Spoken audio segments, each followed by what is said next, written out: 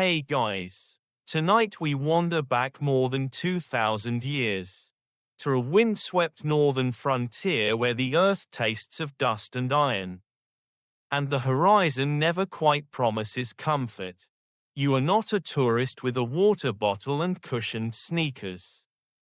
You are a peasant under the newly unified empire of Qin.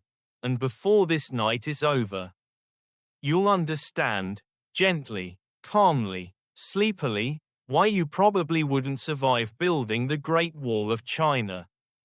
Honestly, you'd last about 3 days. 4 if you're feeling ambitious. So, before you get comfortable, take a moment to like the video and subscribe, but only if you genuinely enjoy what I do here. And tell me in the comments where you're listening from and what time it is there. I love imagining this quiet little circle of night owls around the world. Now, dim the lights, maybe turn on a fan for that soft background hum, and let's ease into tonight's journey together. You don't remember volunteering for this. That's because you didn't. One moment you are tending millet in a small village somewhere in the former state of Zhao, and the next, imperial officials arrive with bamboo slips bearing orders sealed in authority. The year is shortly after 221 BCE, when Qin Shi Huang has done the unthinkable. He has conquered the warring states and declared himself the first emperor of a unified China.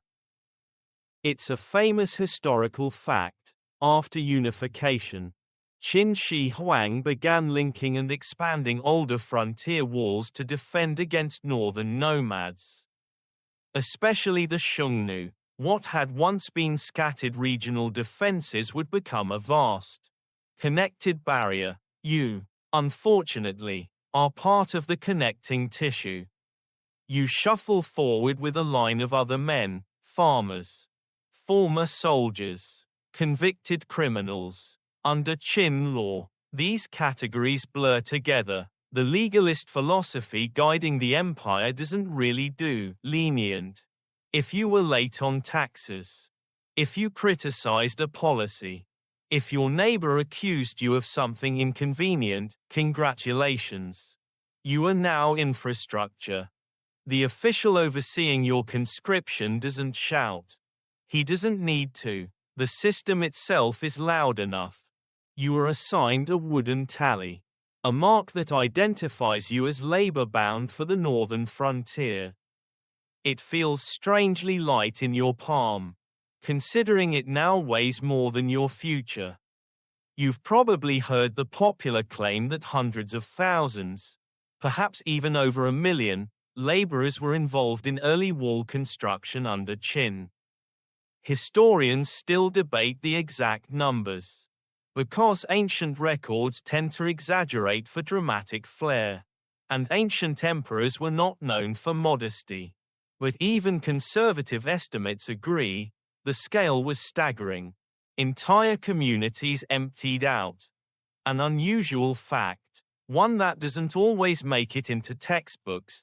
Many of the earliest walls under Qin weren't the tall brick battlements you picture today.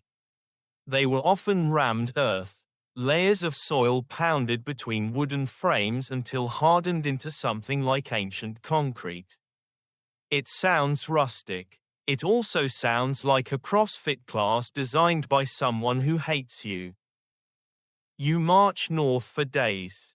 The road is not really a road, more a suggestion of direction. Dust coats your tongue. The sun presses against your neck.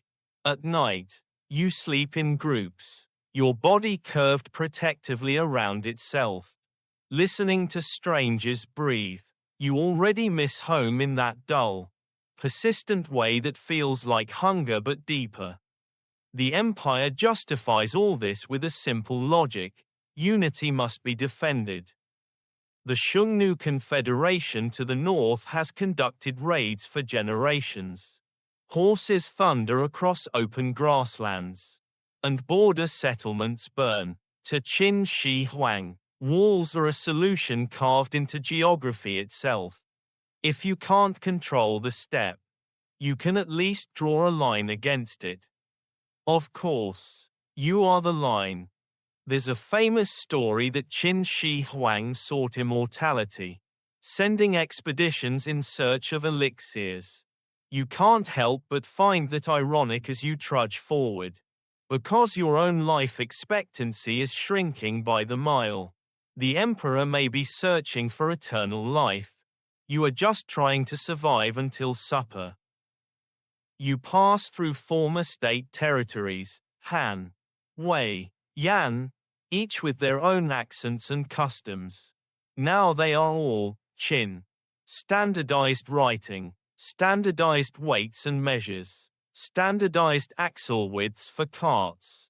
It's efficient, impressively so, but there's nothing standardized about your fear. Occasionally, an overseer rides past on horseback. You notice how high he sits above you, how clean his robe remains. The contrast is almost artistic.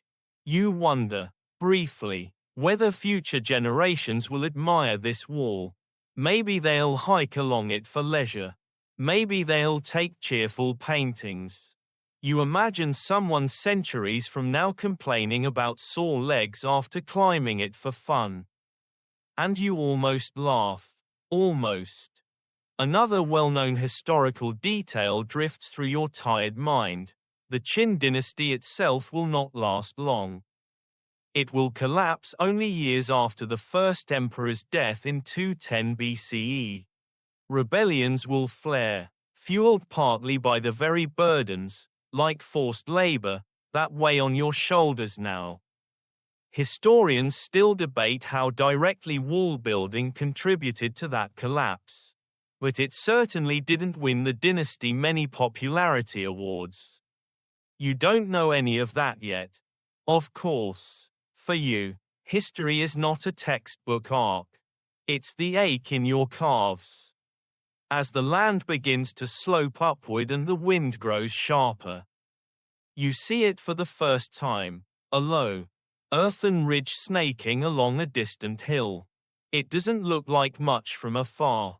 Certainly not like the majestic stone wall in postcards you've never seen. But it represents the beginning of your new life, a life measured in shovel strokes and heartbeat counts. You swallow. The air tastes different here. Thinner, edged with cold even in daylight. Someone beside you mutters that the north eats men. You suspect it does. And as you step closer to the rising line of packed earth, you realize something gently, sleepily terrifying. The wall is not a single structure. It is many walls, across centuries, across dynasties, and you have just become one small, replaceable part of something far larger than yourself. If you're honest, you're not sure you'd survive the week. And we've only just arrived. You don't stop walking just because the wall has come into view. If anything, the sight of that low, earthen ridge only makes the journey feel longer. The officials urge you forward, their voices steady and unhurried, as though they are guiding livestock rather than human beings. Which, in a way, they are. The northern frontier unfolds around you in wide, open stretches of land that seem allergic to comfort. The wind doesn't blow here, it slices. It threads through your thin clothes and settles into your bones as if it has signed a lease. You pull your sleeves tighter, but fabric woven for farming in milder regions is no match for steppe air. It's a well-known historical reality that many of the early Qin wall segments followed the natural contours of mountains and ridges. This wasn't just aesthetic planning, it was practical. Higher ground meant better visibility against northern raids.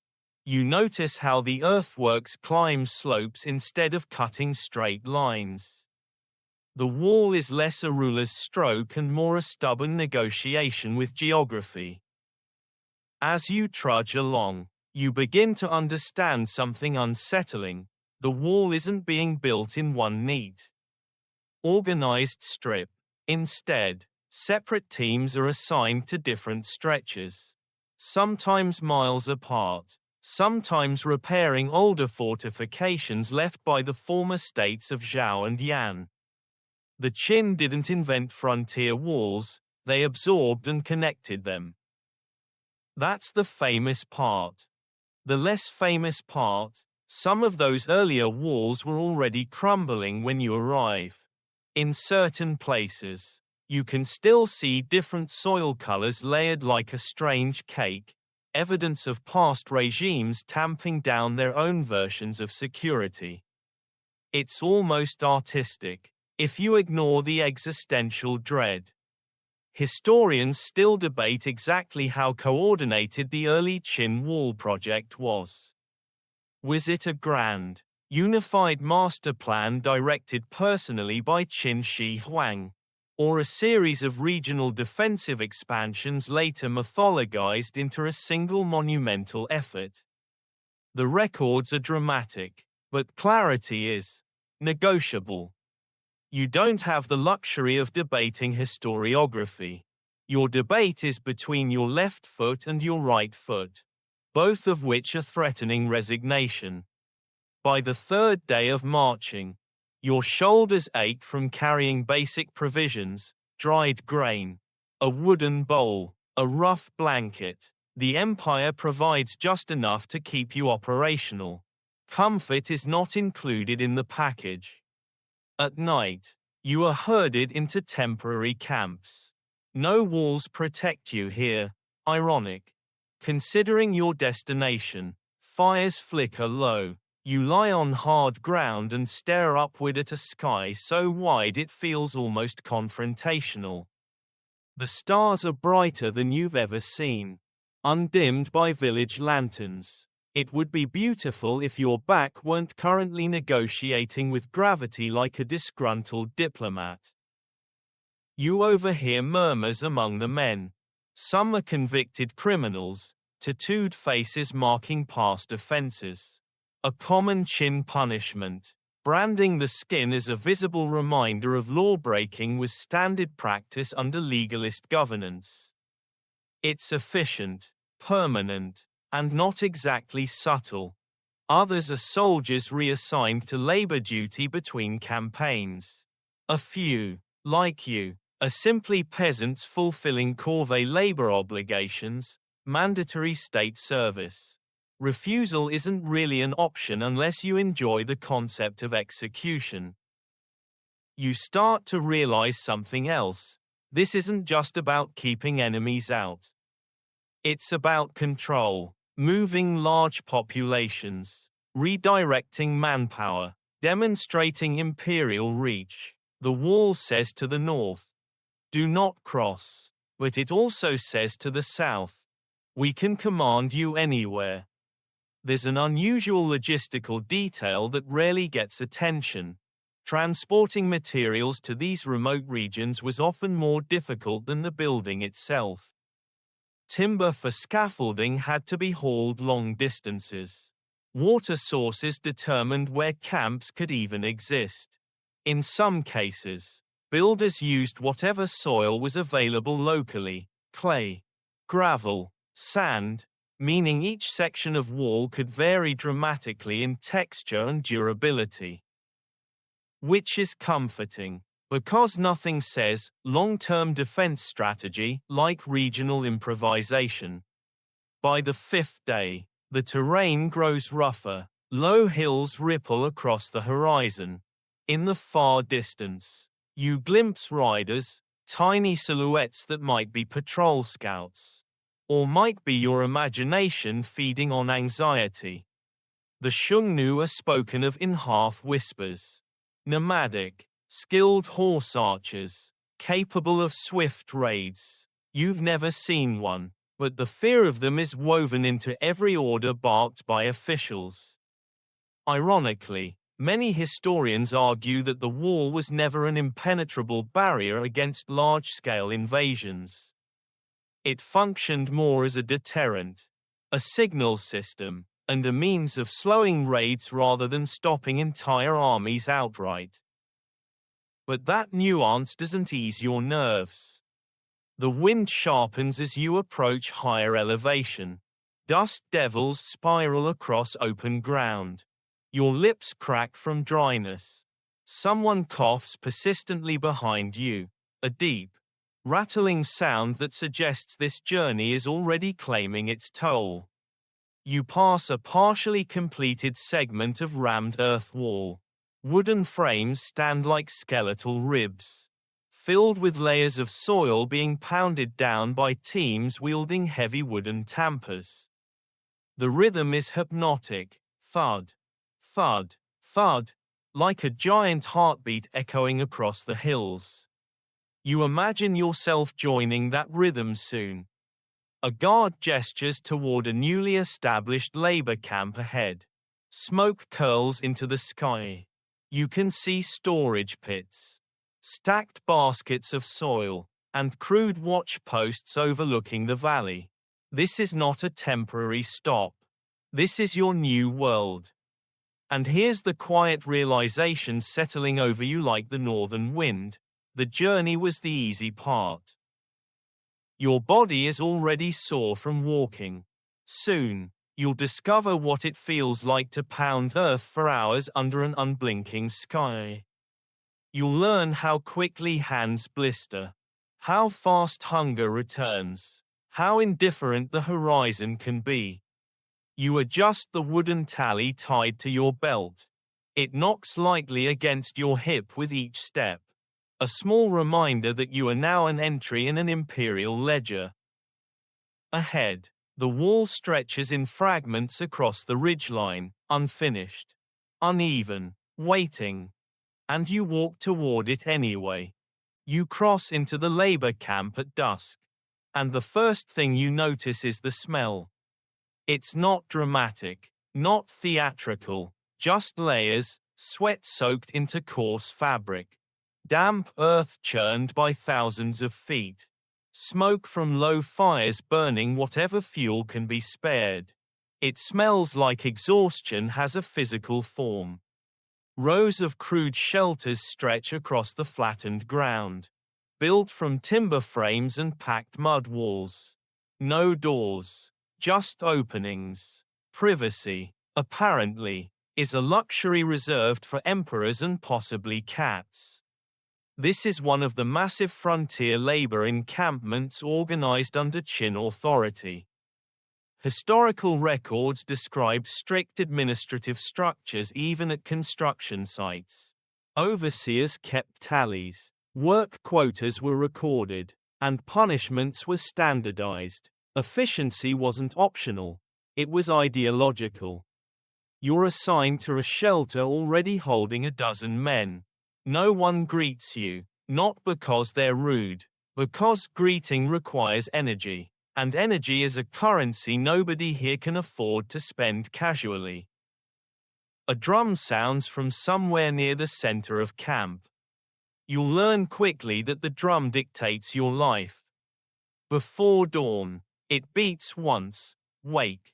Twice, assemble. 3 times, move to work positions. It's oddly comforting in its predictability, almost like a very aggressive alarm clock that doesn't allow snoozing. The Qin state operated under legalist principles, emphasizing order, collective responsibility, and harsh penalties. That's the well-known part. What's less widely discussed is how detailed the surveillance system could be. Laborers were often grouped into mutual responsibility units. If one man attempted escape, the others in his unit could be punished. Nothing builds teamwork quite like shared fear. You're handed a wooden shovel and shown your section of wall. The rammed earth technique looks deceptively simple. Workers place wooden planks on either side to create a frame. Inside, layers of soil, gravel, and sometimes reeds are poured in. Then teams lift heavy wooden tampers and slam them down repeatedly until the material compacts into a dense, solid mass. It sounds rhythmic at first. Thud, thud, thud. After an hour, it sounds like your shoulders filing a complaint with the universe. A foreman walks the line, holding a bamboo rod. He doesn't strike randomly. He observes. If someone slows too much, the rod taps their back, not violently. Just a reminder, under Chin law, discipline is expected. Deliberate disobedience could mean flogging, forced hard labor extension, or worse. There's a famous historical detail that over 300,000 laborers were reportedly sent north during Qin's campaigns against the Xiongnu. Some assigned to wall construction. The exact number is debated, but even conservative figures confirm the scale was enormous. You look left and right. It feels enormous. The wind lifts loose soil into your eyes. Your hands blister before midday. By afternoon, the blisters tear. You learn to stop noticing. Food is distributed at sunset, millet porridge. Thin and watery. Occasionally a few vegetables float in it like survivors of a shipwreck. Meat is rare. You stare into your bowl as though concentration might thicken it. Someone jokes that if you hold your breath long enough, the porridge might solidify out of pity. No one laughs, but a few shoulders shake silently. Here's an unusual fact you wouldn't expect. Archaeological evidence suggests some wall sections included layers of organic material like branches and reeds within the earth to increase structural stability. Ingenious, really, ancient engineering improvisation. You consider eating the reeds if given the opportunity. As darkness settles, guards light watch fires, not because enemies are attacking nightly, but because vigilance must be visible. The presence of light reassures command structures far away that order persists. You lie down on packed dirt.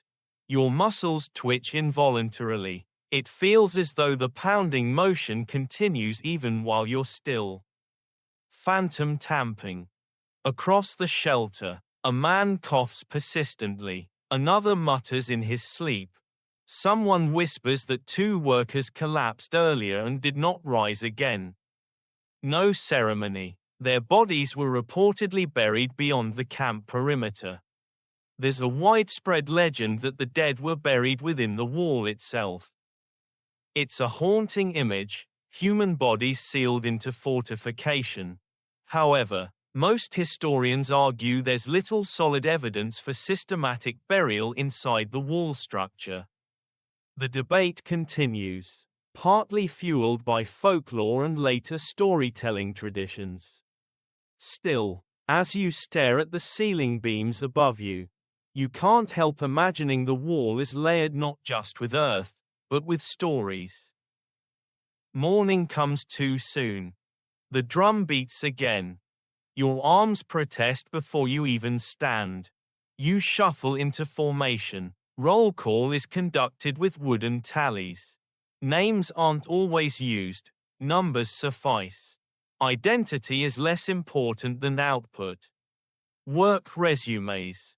The sun climbs higher today, merciless and bright. You begin to understand why so many laborers perished.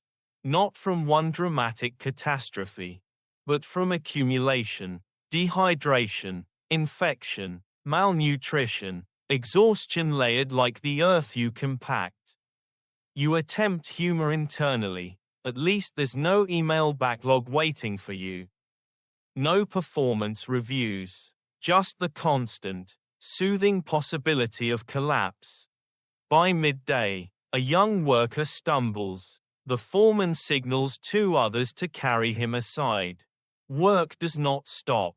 The wall must rise whether he stands or not. That's the true discipline of Qin, relentless continuity. An overseer reads out updated quotas. Each team must complete a certain vertical height by week's end. Failure means ration reductions. Success means continued existence. Motivation, ancient addition. As you raise the tamper again, shoulders burning, you glance along the ridgeline.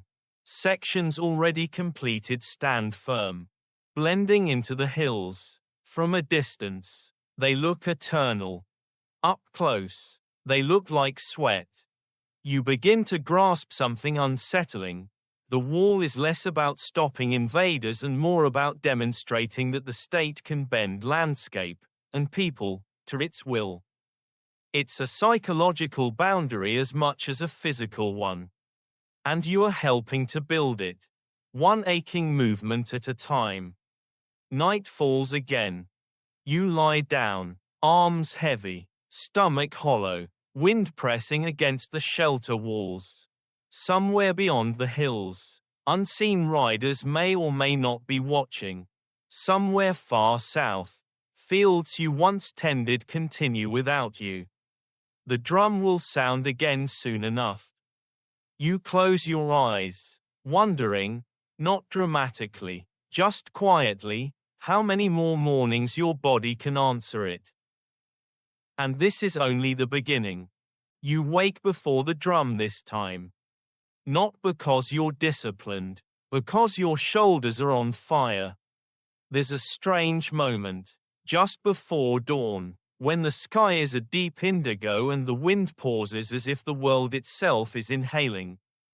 You lie still on the packed earth, listening to the quiet breathing around you, and for half a heartbeat, you forget where you are. Then the drum sounds. It's almost comforting now, like an old enemy you've accepted into your routine. Today you are assigned directly to the rammed earth frames at the wall's newest segment. Up close, the structure looks less like a grand defense system and more like a very ambitious mud project. Wooden planks form a tall rectangular mold. Teams pour in layers of soil and gravel, roughly a few inches at a time. Then comes the tamping. This is the famous technique, hangdu, or rammed earth construction, widely used during the Qin period. It predates Qin, but under imperial organization, it becomes something industrial in scale. The principle is simple. Compress the soil until it bonds into a dense, rock-like mass. The execution is less simple when your arms feel like overcooked noodles. You lift the heavy wooden tamper with 3 other men. It takes coordination. If one person is even slightly out of rhythm, the tool tilts awkwardly and jars your wrists. Thud. Lift. Thud. Lift.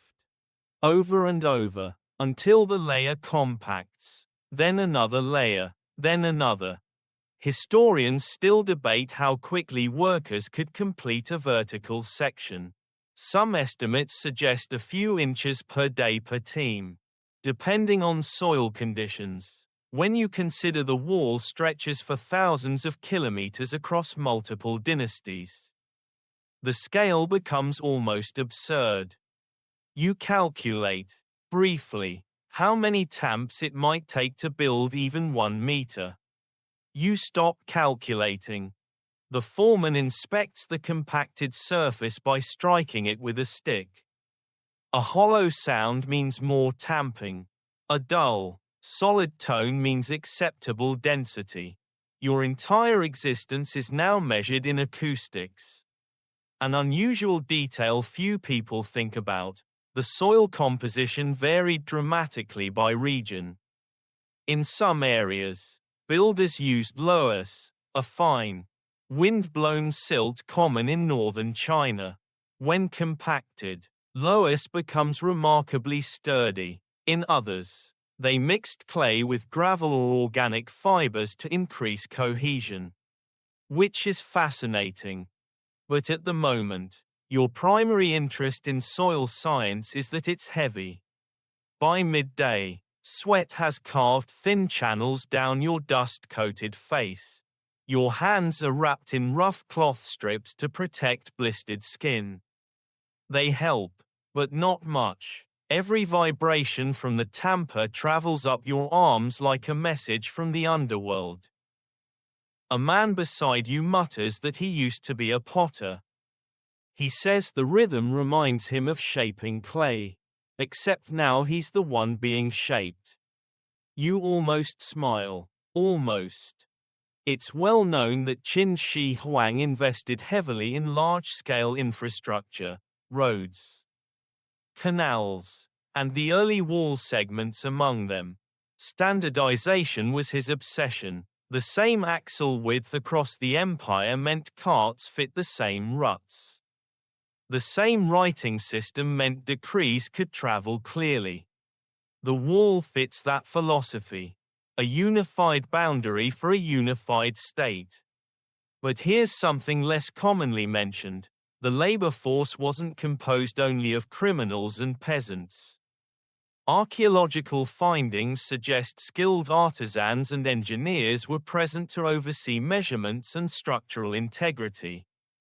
Precision mattered, even in a project powered by brute force. You spot one such overseer today, an older man examining the frame alignment with careful eyes. He adjusts a plank by mere finger widths before nodding. Even in exhaustion, the empire demands straight lines. The wind picks up by afternoon. It whistles across the ridgeline, carrying fine dust that coats the back of your throat. You swallow and taste earth. You begin to suspect that if someone cut you open, you'd bleed Lois. There's a brief pause when water carriers arrive. Each worker receives a ladleful. Not a bowl, a ladle. You sip carefully, trying to trick your body into believing it's enough. In the distance, completed sections of wall stretch like hardened waves. From afar, they look eternal. Up close, you see cracks forming where soil wasn't compacted evenly. Maintenance will be constant. The wall is not a one-time achievement. It is an ongoing obligation. Much like your suffering. By late afternoon, your team finishes a layer. The foreman signals approval. You feel an absurd flicker of pride. You have made dirt behave. Then you realize tomorrow you'll do it again. As the sun dips low, shadows lengthen across the half-built fortification. The surface you've been pounding all day feels cool under your palm now. Solid and unyielding, it will outlast you. That thought settles strangely in your chest. There's a popular modern myth that the Great Wall is visible from the moon. It isn't. Not with the naked eye. The wall blends too well with its surroundings. Ironically, from up here, standing on the raw edge of construction, it doesn't feel monumental at all. It feels fragile, incomplete. Historians still debate how effective these early Qin walls truly were against sustained nomadic pressure. Some argue they served more as early warning systems and psychological barriers than absolute defenses. Others suggest they disrupted raiding patterns enough to justify their cost. You suspect the Xiongnu aren't losing sleep over your sore shoulders. Evening returns. The drum signals end of work. You lower the tamper one last time, arms trembling. As you walk back to camp, you pass stacks of earth waiting for tomorrow. The supply never ends. You lie down again on hard ground.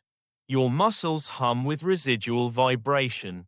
The rhythm of tamping echoes faintly in your ears like a distant heartbeat.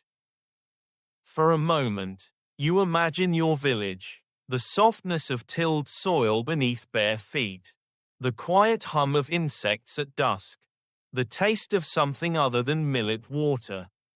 Then the wind gusts against the shelter walls, reminding you exactly where you are.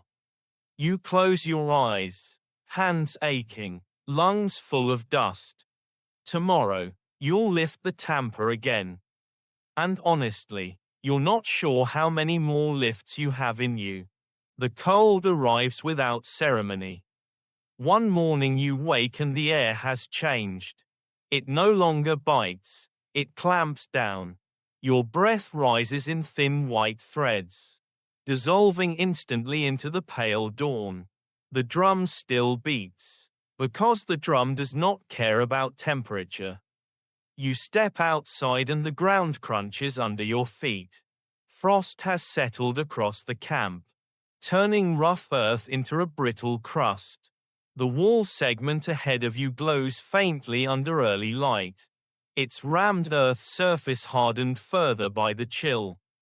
It's a well-known fact that large portions of the early wall ran through northern regions where winters were harsh and long. Temperatures could plunge well below freezing. Construction did not politely pause for seasonal comfort. You rub your hands together, but warmth is a memory now. Cloth wrappings around your palms stiffen overnight.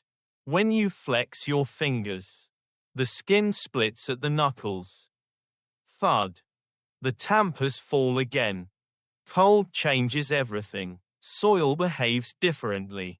Frozen earth resists compaction. Workers must break and loosen it before layering it into frames.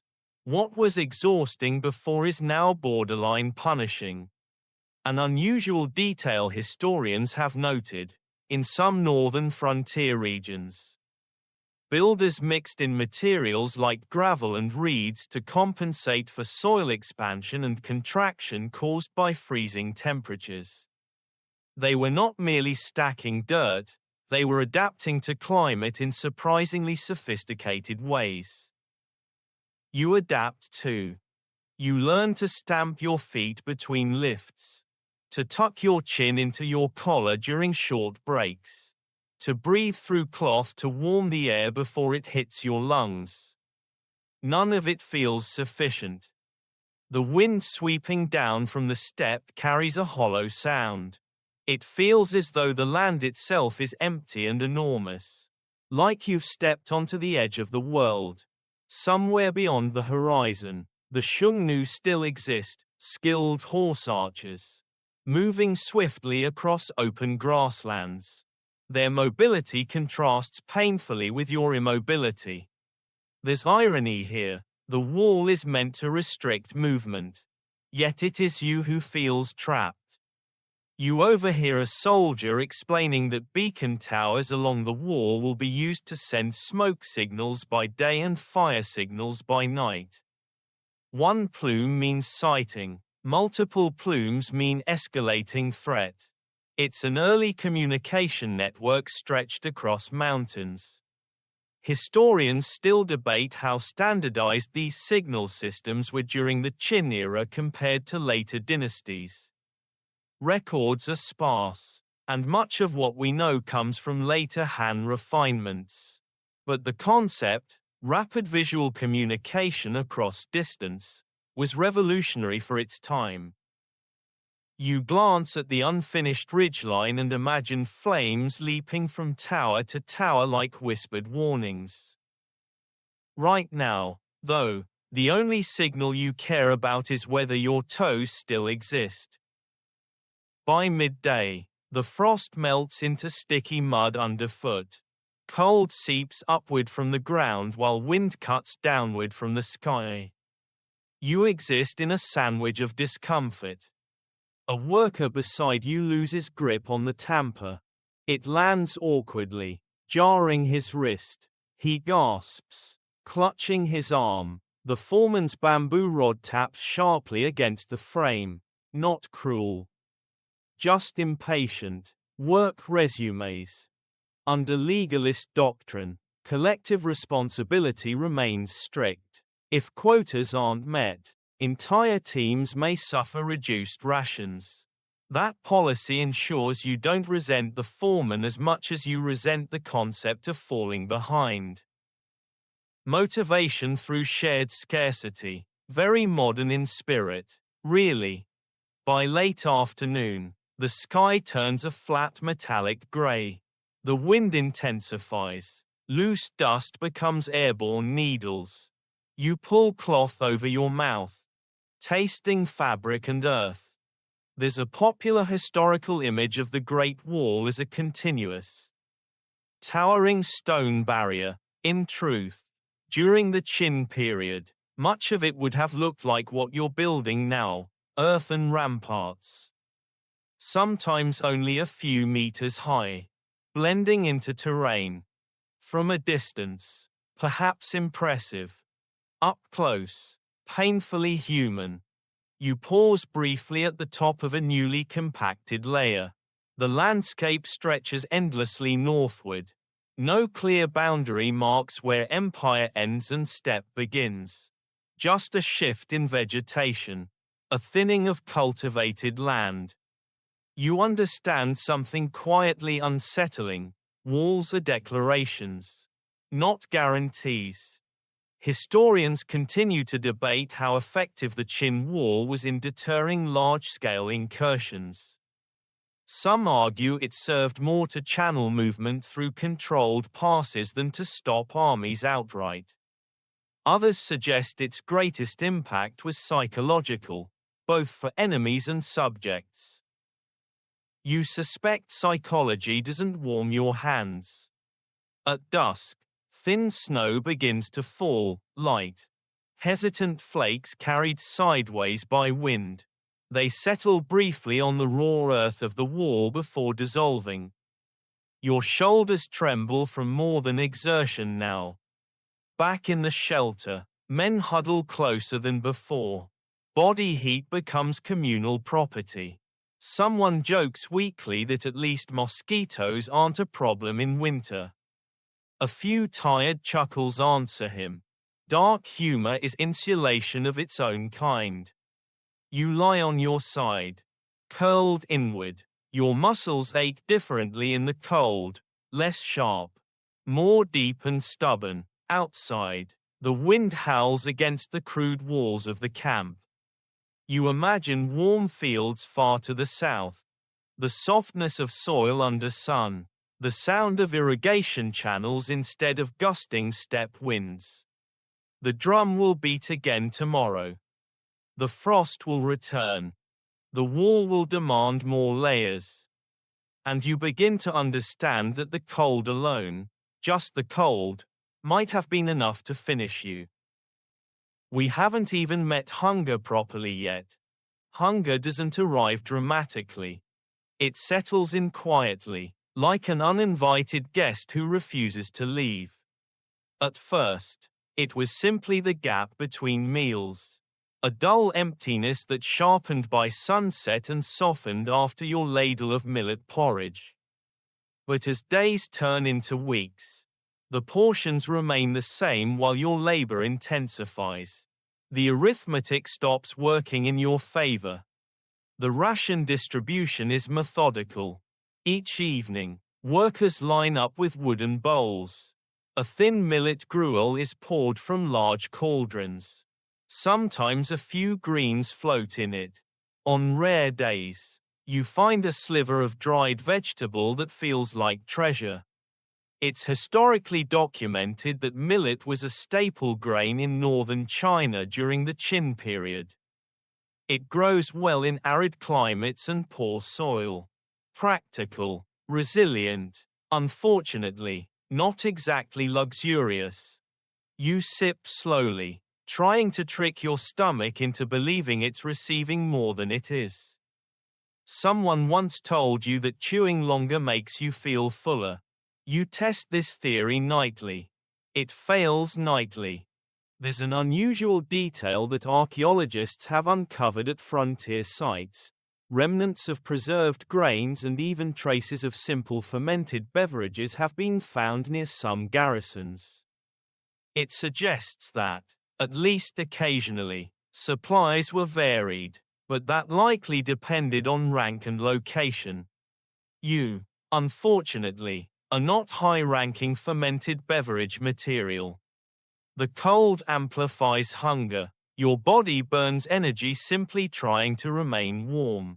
Your limbs feel heavier, your thoughts slightly fogged. When you lift the tamper now, it's not just muscle protesting, it's emptiness. Thud. Lift. Thud. The rhythm feels slower. A man beside you whispers that some laborers attempt to trap small animals near camp, field mice. Insects. Anything edible. Guards generally ignore minor foraging as long as it doesn't disrupt work. The Empire cares about quotas more than culinary standards. You consider it briefly, then realize you're too tired to chase a mouse. It's widely accepted that the Qin state mobilized enormous manpower for infrastructure projects, including the wall and the mausoleum of Qin Shi Huang. Supplying these laborers required logistical networks stretching deep into agricultural regions. Historians still debate how efficiently those supply chains operated in remote frontier zones. Some argue corruption and transport loss reduced what actually reached camps. Others believe central oversight was stricter than later narratives suggest. From your perspective, the debate feels theoretical. Your bowl is still half empty. Midday arrives with little ceremony. There is no lunch break as you might imagine it. Occasionally, you are allowed a brief pause to drink water and consume a small handful of grain. It disappears in seconds. You begin to notice physical changes. Faces around you grow thinner. Cheekbones sharpen. Eyes sink slightly deeper. The human body adapts, but adaptation has limits. There's a grim irony to building something meant to protect an empire while feeling your own strength erode daily. The wall rises incrementally. Your endurance lowers incrementally. An older worker tells you that during the Warring States period, some frontier soldiers supplemented rations by cultivating small garden plots near outposts when conditions allowed. But here, construction consumes every available hour and patch of workable soil. No gardens, just dirt destined for walls. You lift the tamper again.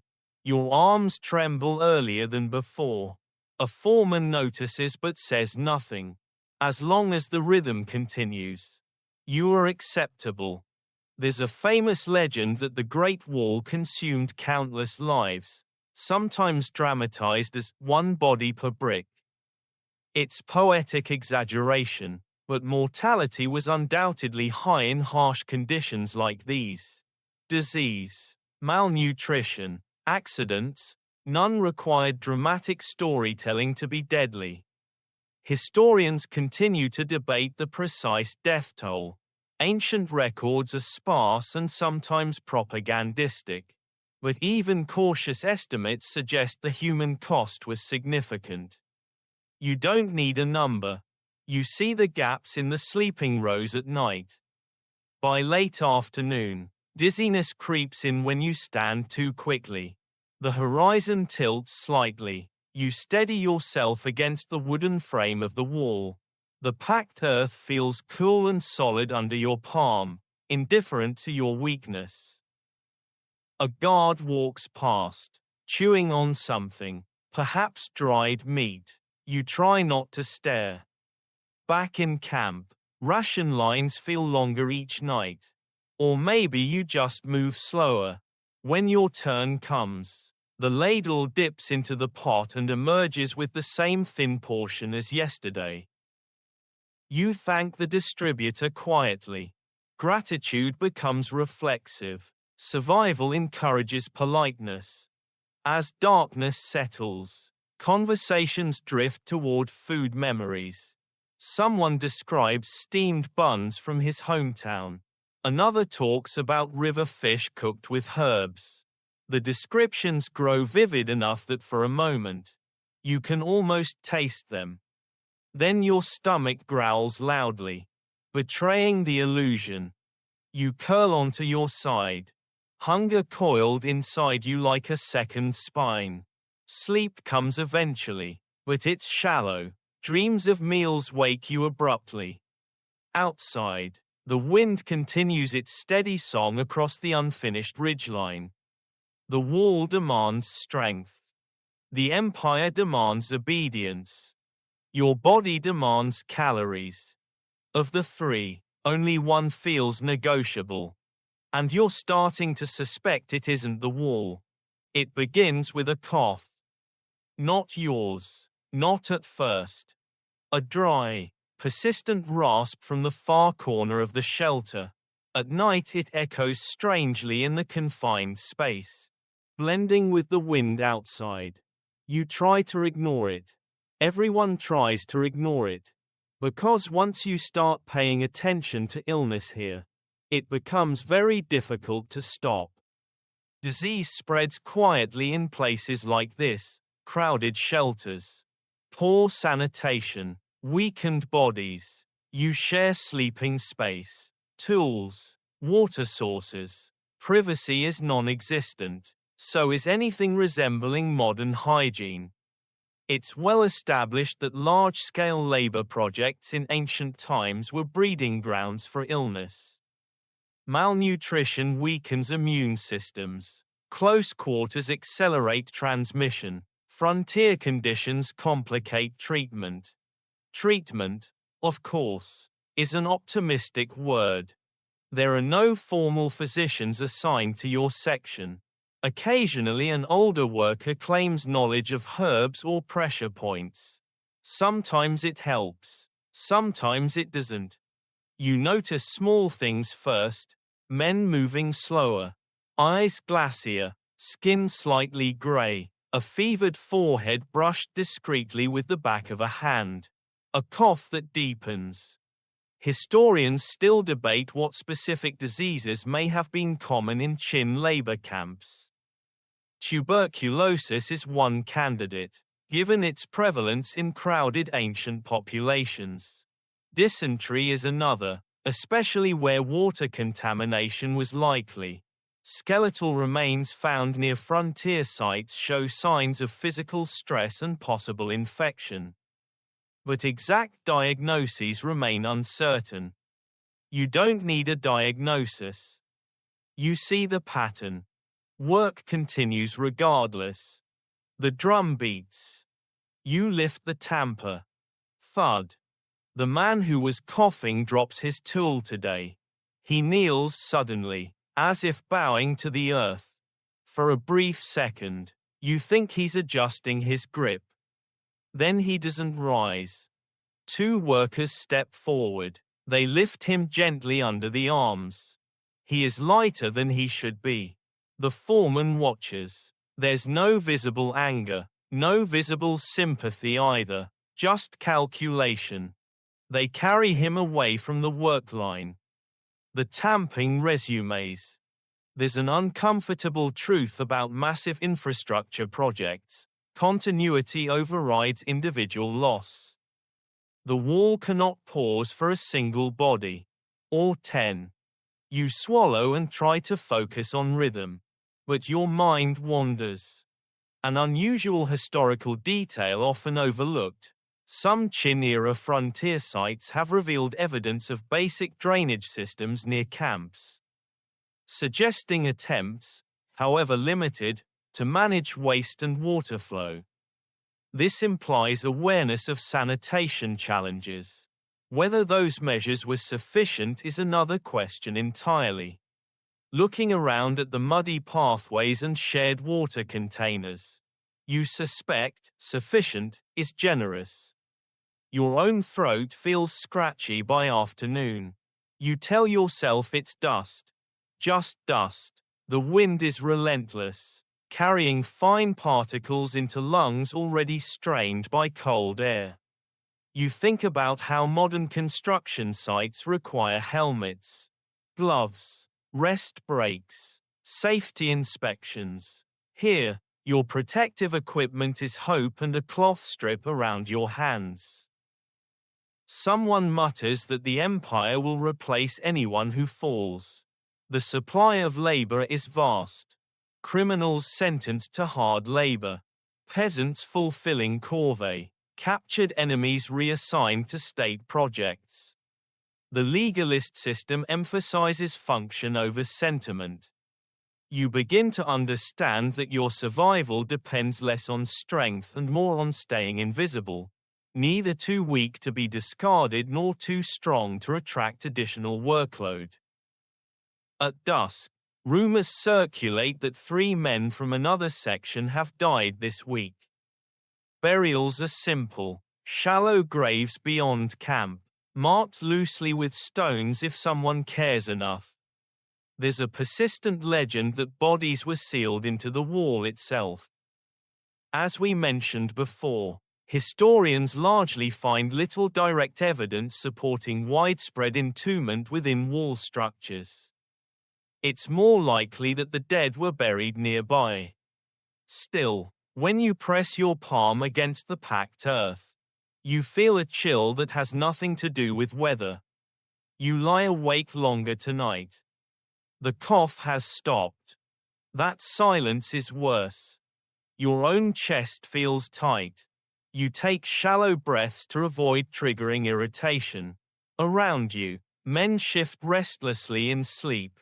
The air inside the shelter is thick, stale, heavy with shared breath. Outside, a watchfire flickers. You think about the Empire's grand vision, a unified realm protected by an enduring boundary. Roads connecting regions, standardized writing, central authority. It's impressive. It's monumental. It's also built on bodies that are frighteningly fragile. Historians continue to debate the true human cost of early wall construction.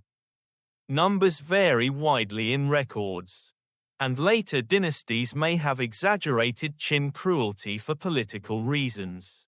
But there is little dispute that conditions were severe. You close your eyes and try to slow your breathing. Inhale, exhale. Tomorrow the drum will sound again.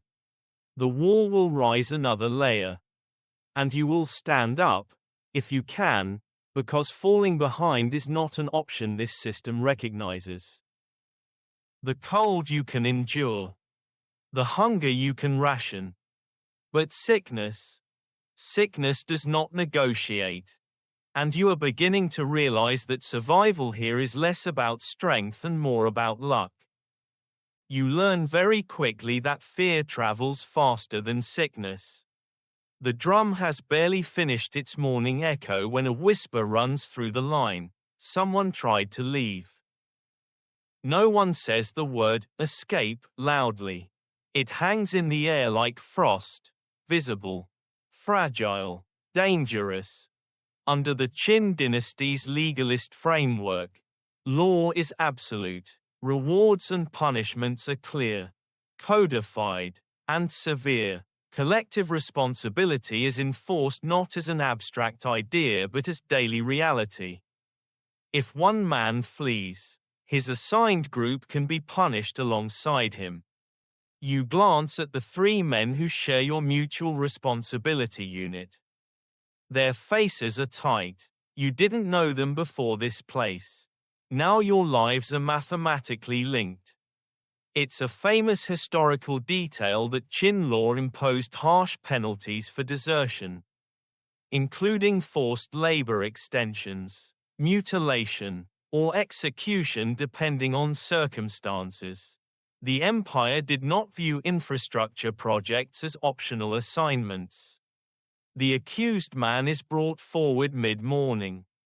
He doesn't look dramatic. He looks tired, like all of you. 2 guards hold his arms. His clothes are streaked with mud. Someone whispers that he was found trying to slip south during the night shift rotation. How far he would have made it is unclear. The frontier is vast. Villages are sparse. Snow covers tracks but also slows movement. Historians still debate how frequently escape attempts occurred. Some argue that remote geography made desertion nearly impossible. Others suggest small numbers may have slipped away during chaotic transitions between dynasties. The records emphasize punishment, but rarely admit success. Today, success is not part of the narrative. The foreman reads from a bamboo slip. His voice is calm, almost bored. The man's offense is recited. There is no elaborate speech, no moral lecture. Legalist philosophy does not require emotional performance.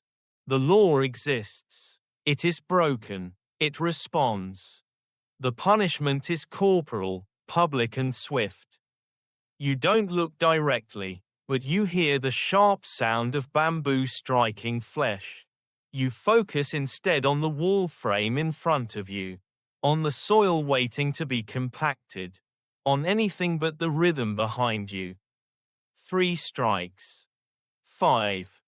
10. Enough to ensure memory. An unusual detail sometimes overlooked in discussions of chin harshness. The legalist system also included structured rewards for compliance and achievement. Soldiers who captured enemies could gain rank. Officials who met quotas could rise in status. Incentive and punishment worked together. You are not in a reward bracket. Afterward, the man is dragged away for reassignment, likely to harsher labor conditions. The message has been delivered. Work resumes almost immediately. Thud. Lift. Thud. The sound feels heavier today. You realize something unsettling. The fear of punishment may be more effective than the punishment itself. It binds you more securely than rope. By midday, the wind rises again, carrying dry grit that stings your face. You welcome the distraction. Physical discomfort is easier to process than moral unease. Someone beside you mutters, "Better the wall than the rod." It's not optimism, it's calculation. There's a well-known historical fact that the Qin dynasty fell quickly after the first emperor's death in 210 BCE. Partly due to widespread resentment and rebellion fueled by harsh laws and forced labor demands. The very rigidity that created efficiency also created instability. Historians still debate how directly frontier labor projects contributed to that unrest. But it's difficult to ignore the connection between exhausted populations and revolutionary sparks. You wouldn't call yourself revolutionary. You're too tired for ideology. You just want to survive long enough to see another sunrise. In the afternoon, the foreman announces updated quotas. Production must increase slightly to compensate for recent inefficiencies. No one needs clarification on what that means. You tamp harder. Your shoulders burn. Your breath fogs in the cooling air. As the sun lowers, casting long shadows along the earthen ridge, you notice how the wall creates a psychological boundary even before it is complete. On one side, cultivated land, camps, structure. On the other, open steppe, unpredictable and vast. The wall divides not just territory, but certainty. Back in the shelter that night, conversation is minimal. The space where the punished man used to sleep feels larger somehow. Absence has weight. You lie down, staring at the dark beams overhead.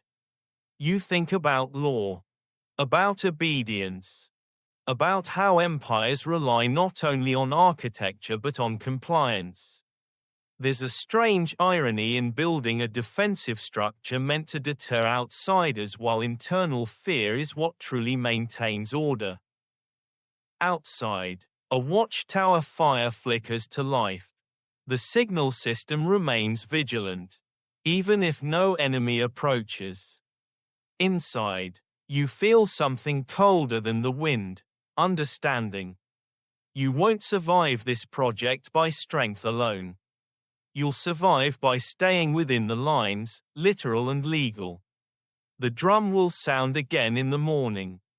And when it does, you'll stand. Because here, standing is the only safe choice you have left. You stop counting days.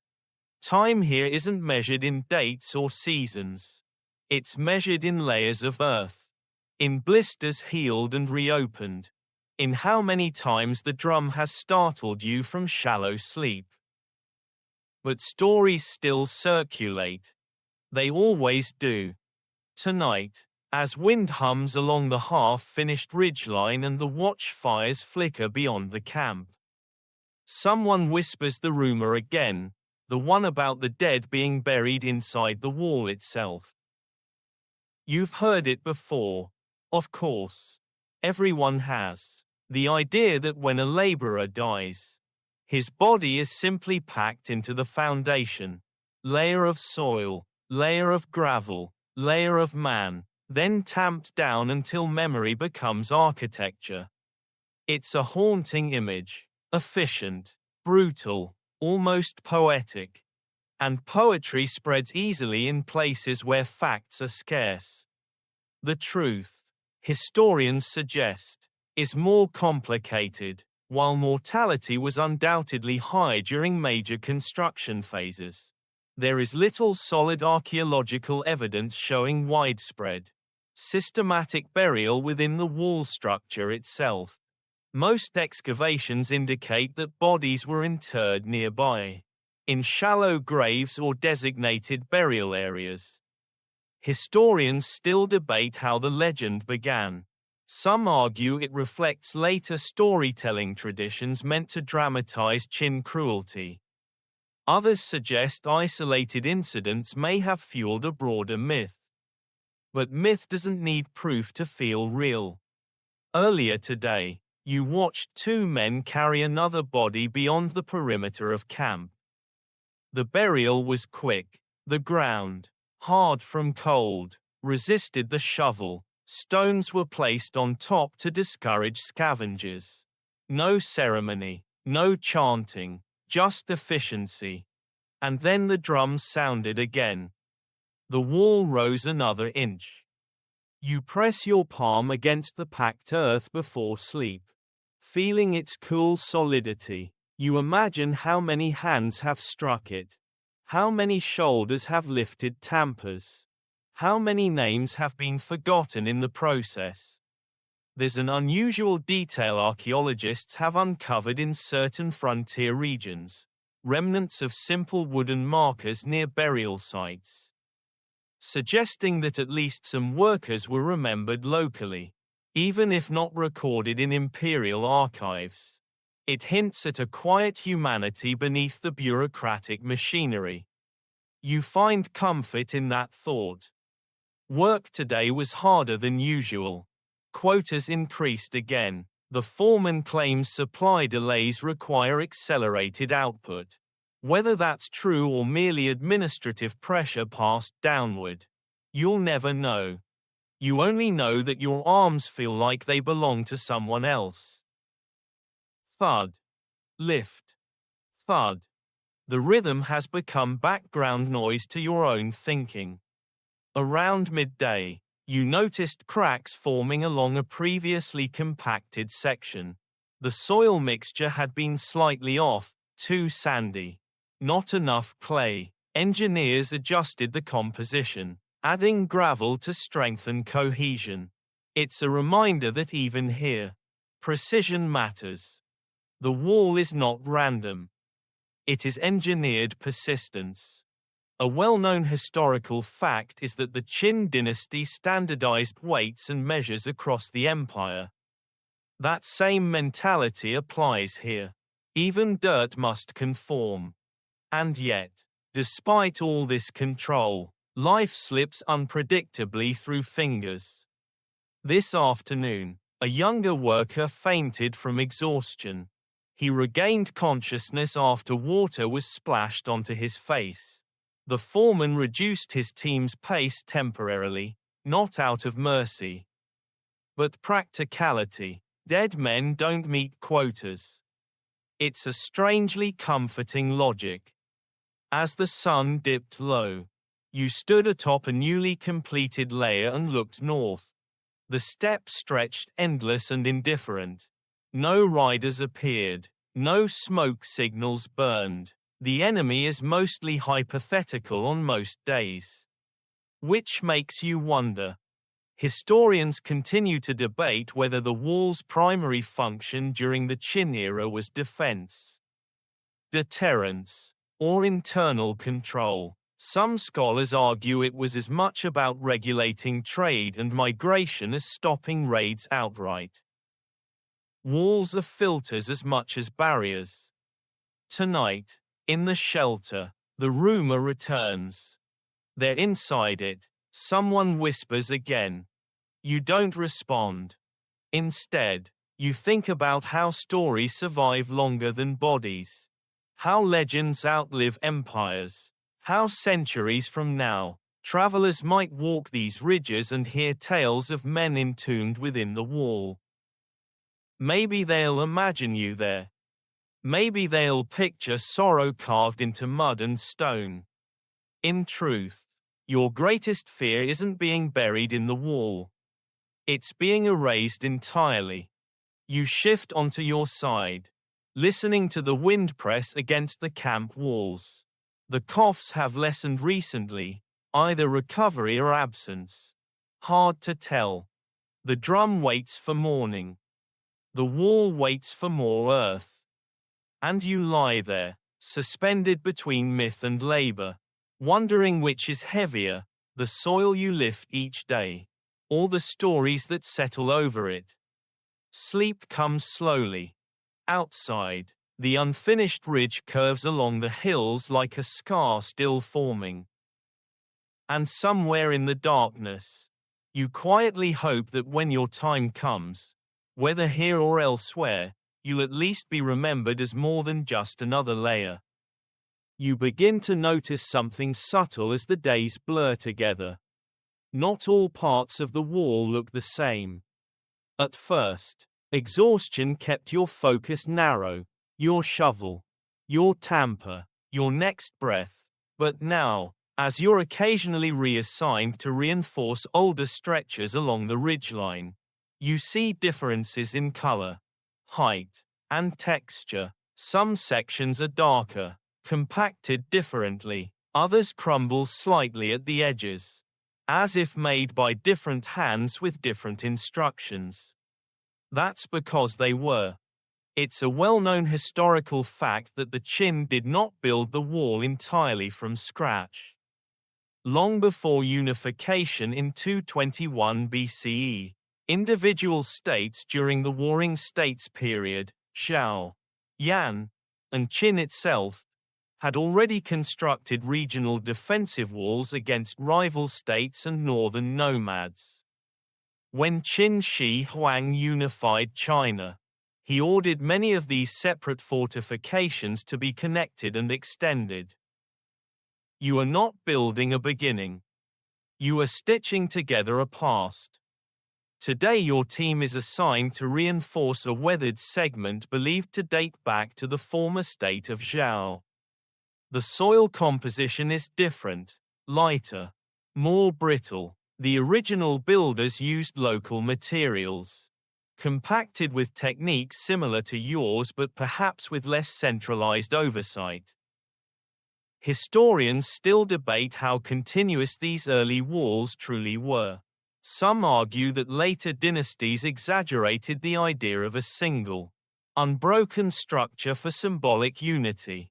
In reality, early segments may have been discontinuous, with natural barriers like rivers and mountains filling the gaps. From where you stand, staring at a crumbling rampart that looks like it's reconsidering its life choices. Continuous feels optimistic. You're instructed to cut into the old surface, layer fresh soil, and tamp it tight. It feels almost intrusive, like rewriting someone else's work. You wonder about the laborers who built this earlier stretch. Did they feel the same wind, the same hunger, Did they joke quietly at dusk about the absurdity of it all? Probably. Empires change. Shoulders remain sore. An unusual archaeological observation, in some regions. Earlier walls were built not just for external defense but also to mark territorial boundaries between rival Chinese states. They were political statements as much as military structures. After unification, Qin repurposed these lines, transforming former internal borders into components of an external frontier. There's something poetic about that. Yesterday's boundary becomes today's foundation. As you scrape away loose soil, you find fragments of compacted layers that feel almost stone-like. Rammed earth, when properly compressed, can endure for centuries. It's oddly humbling. You struggle to survive a single winter. Yet the dirt under your hands has outlived kingdoms. A fellow worker mutters that at this rate, the wall will last longer than the emperor. You suppress a laugh, because that kind of comment can travel dangerously if overheard. Still, the thought lingers. Qin Shi Huang's reign is powerful, decisive, transformative. He standardized currency, writing systems, axle widths, and law codes. His tomb, guarded by what future generations will call the Terracotta Army, is already under construction somewhere far south. Meanwhile, you are compacting dirt. It's all connected, supposedly. Midday brings a brief inspection from a higher-ranking official. His robes are thicker than yours. His boots are clean. He surveys the reinforced segment with sharp eyes, tapping the surface with a wooden staff to test density.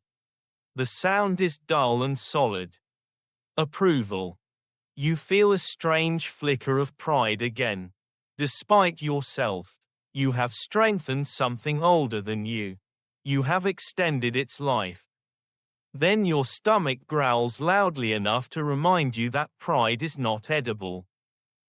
You return to hauling baskets of soil from a nearby pit.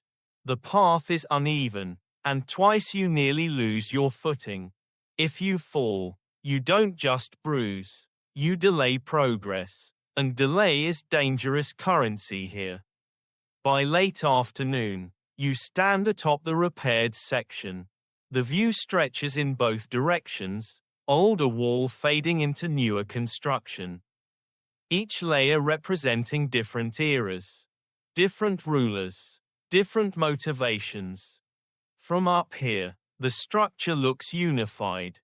On the ground, it's patchwork. Historians continue to debate whether Qin's wall-building efforts were primarily reactive to Xiongnu threats or part of a broader strategy to project centralized power across recently conquered territories. Likely both, defense and demonstration intertwined. You brush dust from your hands and glance north again. The steppe remains vast and quiet. No riders appear. No arrows darken the sky. Most days, the enemy is invisible, which makes the labor feel strangely abstract. You are fortifying against a possibility. As evening falls, you walk back to camp along a ridge that now feels slightly more solid beneath your feet. The reinforced segment stands firm, its surface smoother than before. You think about continuity, about how future dynasties might add stone, brick, watchtowers, about how this earthen core you're compacting may one day sit hidden beneath grander materials. Covered, reinforced, forgotten. You imagine someone centuries from now walking along a high brick parapet, admiring the craftsmanship of the Ming dynasty, unaware that deep inside the structure lies your layer of dirt. It's almost funny. You might not survive this project, but your tamped earth could. Back in the shelter, The wind rattles the walls again. You lie down, muscles trembling with fatigue. The wall is older than you thought. And it will be younger, too, rebuilt, reshaped, reimagined. You are not constructing a monument frozen in time. You are contributing to a living boundary that will change with every dynasty. And as sleep begins to pull at you, you realize something both humbling and slightly ridiculous. You are part of history. History just happens to hurt a lot. The first time you see the smoke signal rise, it doesn't look dramatic. It looks practical. A thin column of gray unfurls from a watchtower several ridges away. Steady and deliberate against the pale sky. No frantic movement, no screaming, just smoke, climbing. You stop tamping for half a breath before the foreman snaps. Continue. Thud. Lift. Thud. But your eyes keep drifting toward that distant plume. It's a well-known historical fact that beacon towers, part of the frontier defense system, were used to transmit warnings rapidly across long distances. During later dynasties, especially the Han and Ming, signal systems became highly organized, one plume for a small enemy force. Multiple plumes for larger threats. Fire at night, smoke by day. Historians still debate how standardized this system was under the Qin specifically. Records from the Qin period are fragmentary, and much of what we know about signal protocols comes from later refinements. But the concept of visual relay communication across elevated points almost certainly existed in early form. From where you stand, it feels less like theory and more like tension. The smoke lingers for several minutes before thinning into nothing. No visible riders appear. No arrows whistle through the air. Eventually, the tamping rhythm swallows the moment. You ask quietly during a water pause what the signal meant. Patrol sighting, a soldier replies, or a test. That's the unsettling part. It might not even indicate danger. It might simply confirm readiness. Beacon towers along the wall are spaced within visible distance of one another. Usually on high ground, from tower to tower, information travels faster than a horse over rough terrain. It's an ancient version of instant messaging, just with more wind and fewer emojis. An unusual detail discovered by archaeologists at some frontier sites: remnants of wolf dung have been found in beacon towers from later periods. When burned, it produces thick, dark smoke visible from far away. It's unclear how widely that specific technique was used during the Qin era. But the idea of specialized fuel for clearer signaling is both practical and strangely specific. You glance toward the tower again and briefly wonder what future historians will make of it. Probably not the smell. By midday, the sky clears to a bright, merciless blue. The wall segment you're building now includes the base of a smaller watch platform, nothing grand. Just a raised extension where a lookout can stand above the rampart line. You haul baskets of compacted earth up a sloped plank. The incline feels steeper every trip.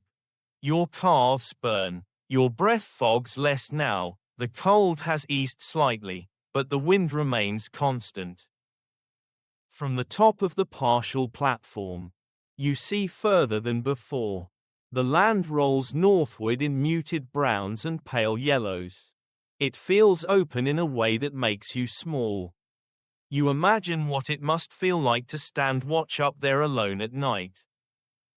Historians continue to debate whether the early wall functioned primarily as a defensive barricade or as a surveillance network. Many argue its greatest strength was not in preventing movement outright but in detecting and responding quickly. Walls don't just block. They observe. The thought lingers as you resume tamping. Thud. Lift. Thud. In the afternoon, another smoke plume appears, this one further east.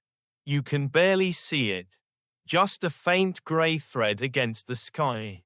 Someone mutters that the system is being tested across multiple points. Testing readiness. Testing speed. Testing you. There's a psychological effect to these signals. Even if no attack follows, the visible readiness reinforces purpose. It reminds laborers that their work is tied to something larger than dirt. You find that both reassuring and exhausting. Later, a small group of mounted soldiers passes near the camp perimeter. Their armor glints faintly in the sunlight. They move differently than you, upright, balanced, in control of powerful animals. The contrast is almost theatrical. You lift a tamper while watching them and nearly lose rhythm. The foreman's bamboo rod taps the wooden frame sharply in warning. Focus. Your job is not to ride. Your job is to pound earth. As evening approaches, you are assigned briefly to assist at the watch platform. You carry additional soil and help smooth the top surface. From up there, the completed sections of walls snake across ridges like hardened waves. It looks impressive from a distance. Up close, you see the seams, the layers, the sweat. There's a quiet irony in building a structure meant to create clear boundaries when so much of it relies on line-of-sight continuity. If one tower fails, the chain weakens. If visibility is obscured by weather, communication falters. Historians still debate how frequently signal failures occurred due to environmental conditions. Northern China's dust storms and heavy snow could easily disrupt visual relays. You look at the horizon and imagine a storm rolling in. How quickly would the Empire know? As the sun sinks low, the sky turns amber, the watchtower silhouette stands stark against it. For a brief moment, despite everything, the hunger, the cold, the punishments, you feel a flicker of awe. This is vast. This is organized. This is ambition carved into hills.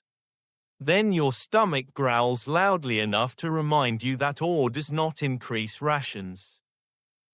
Back in the shelter, you lie down listening to distant footsteps of night patrols above the ridge. The camp settles into uneasy quiet. You picture the smoke plume rising again tomorrow. Maybe it will mean nothing. Maybe it will mean riders are approaching. Either way, the wall will stand. And you will stand with it, aching, hungry, uncertain. Because here on the frontier, vigilance never sleeps. And neither, it seems, does history. You have still never seen a Xiongnu warrior. And yet, you think about them constantly. They exist in descriptions more than in sight: swift horsemen, fur-lined cloaks, bows drawn from a full gallop. The word Xiongnu moves through camp like wind itself, invisible, powerful, shaping behavior without ever showing a face.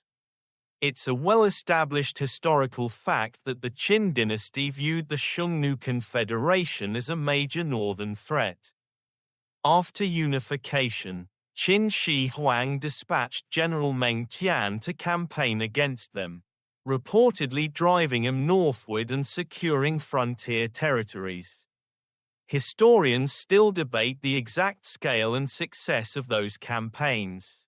Ancient records, particularly from later Han historians, may exaggerate victories for dramatic effect.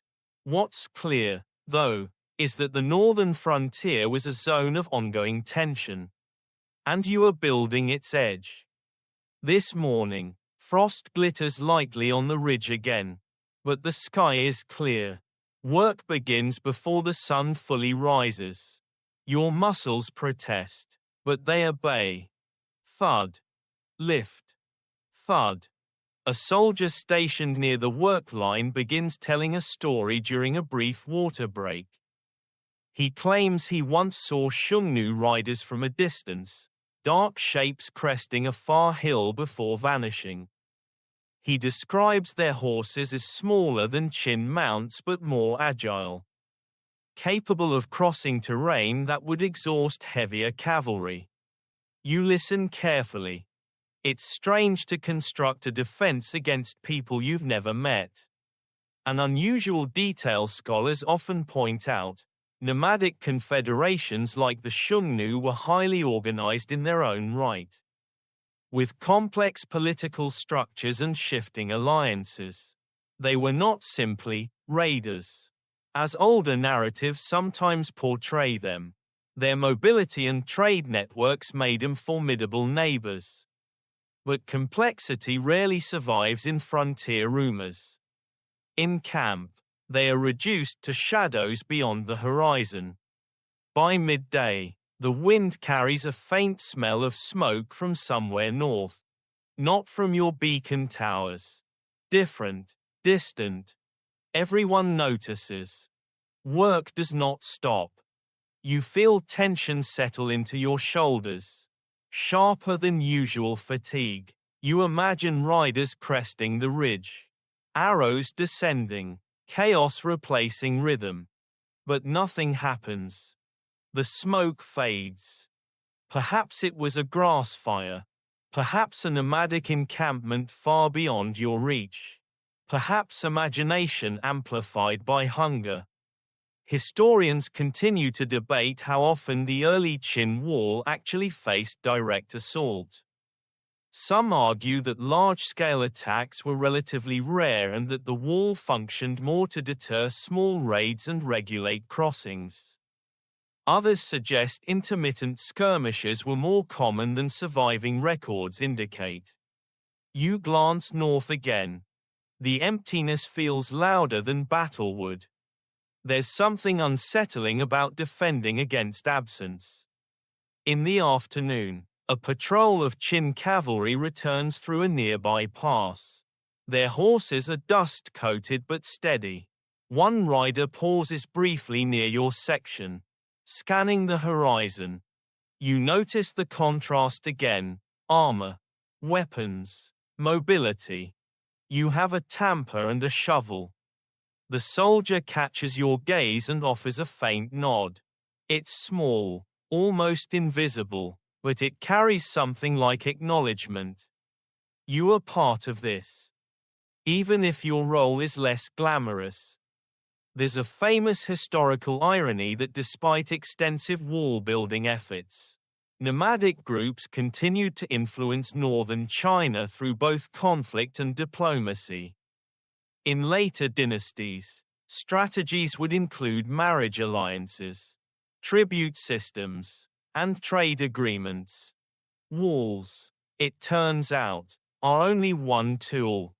As the sun lowers, you are assigned to reinforce the inner slope of the rampart. This side faces cultivated territory. It's steeper, designed to make scaling from the north difficult. From here, you look southward for a change. Fields lie faintly visible in the far distance, tiny patches of cultivated land that remind you of home. Civilization, defined by neat lines and irrigation channels. The wall stands between that order and the open steppe. You begin to understand that it isn't just about stopping horses. It's about defining identity. Who is inside? Who is outside? Historians still debate how much the concept of a rigid China versus nomads Divide oversimplifies a more fluid reality of trade and cultural exchange. Frontier zones were often places of interaction as much as conflict. But here, on this ridge, nuance feels far away. You tamp another layer into place. Thud. Lift. Thud. Your breath slows as evening approaches. No attack came. No arrows flew. The smoke from earlier is gone. Back in the shelter, someone jokes that maybe the Shungnu are waiting for you to finish before testing it. A few tired chuckles follow. Dark humor again, your most reliable defense mechanism. You lie down on hard earth, staring at the ceiling beams. Outside, a watchtower silhouette stands firm against the twilight. You still haven't seen the enemy, but you feel their presence in every order barked, every quota raised, every plume of smoke that curls into the sky. It's a strange way to live, building a barrier against someone who remains a rumor. And yet, tomorrow you'll rise with the drum again. Because even unseen threats can shape very real suffering. And out here, on the edge of empire, imagination can be just as exhausting as war. The wind changes before the news arrives. It carries dust from the south instead of the north, fine and restless, as though something unsettled is moving through the empire itself. You don't know it yet, but history has already begun to shift. Work continues as always. Thud. Lift. Thud. The rhythm is steady, almost hypnotic. The wall has grown higher since your arrival. From certain points along the ridge, you can no longer see the lower valleys without leaning forward. Progress is visible, tangible, exhausting. Then one afternoon, a mounted courier arrives at the camp perimeter. Couriers don't come often, supplies come, inspectors come, but couriers move with urgency. The rider's horse is lathered with sweat despite the cool air. He dismounts quickly, exchanging bamboo slips with the ranking officer. Voices are low, controlled. Work does not stop. But the air feels different. It's a well-known historical fact that Qin Shi Huang died in 210 BCE during a tour of the eastern provinces. His death was initially concealed by court officials, notably Li Si and Zhao Gao, who feared instability. The body was reportedly transported in a carriage with salted fish placed nearby to mask the smell of decomposition. An empire built on control does not announce vulnerability lightly. You, of course, don't receive this information in neat chronological clarity. What you hear are fragments, whispers. The emperor is ill. The court is unsettled. Something is happening in the capital. Historians still debate the full extent of political manipulation following Qin Shi Huang's death. What is widely accepted is that succession struggles and heavy-handed policies soon sparked widespread rebellion. But up here on the frontier, the wall still demands soil. The next morning, quotas remain unchanged. The drum still beats. Thud. Lift. Thud. Yet something subtle has shifted in tone. Guards speak in slightly shorter sentences. Overseers glance southward more often than north. Rumors thicken like dust. Someone claims peasants in distant provinces are rebelling against forced labor demands. Another insists it's exaggerated gossip meant to test loyalty. Truth is impossible to separate from fear. An unusual detail scholars often note: the Qin administrative system was remarkably efficient but also rigid. Its strength lay in uniform enforcement. Its weakness lay in inflexibility. When cracks formed at the top, The structure struggled to absorb shock. You glance at the wall and wonder whether empires behave like rammed earth. Compact and strong when compressed, but prone to fracture under uneven pressure. Midday arrives with no clarification. Your arms burn as always. Hunger gnaws as always. The horizon remains empty of Xiongnu riders.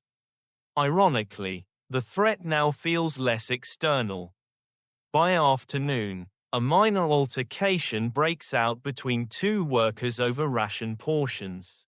It's quickly suppressed, but tension lingers. Fatigue plus uncertainty is a volatile mixture.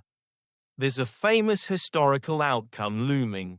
Though you don't know it yet, the Qin dynasty will collapse within 4 years of the first emperor's death. Rebellions led by figures like Chen Sheng and Wu Guang will ignite broader uprisings.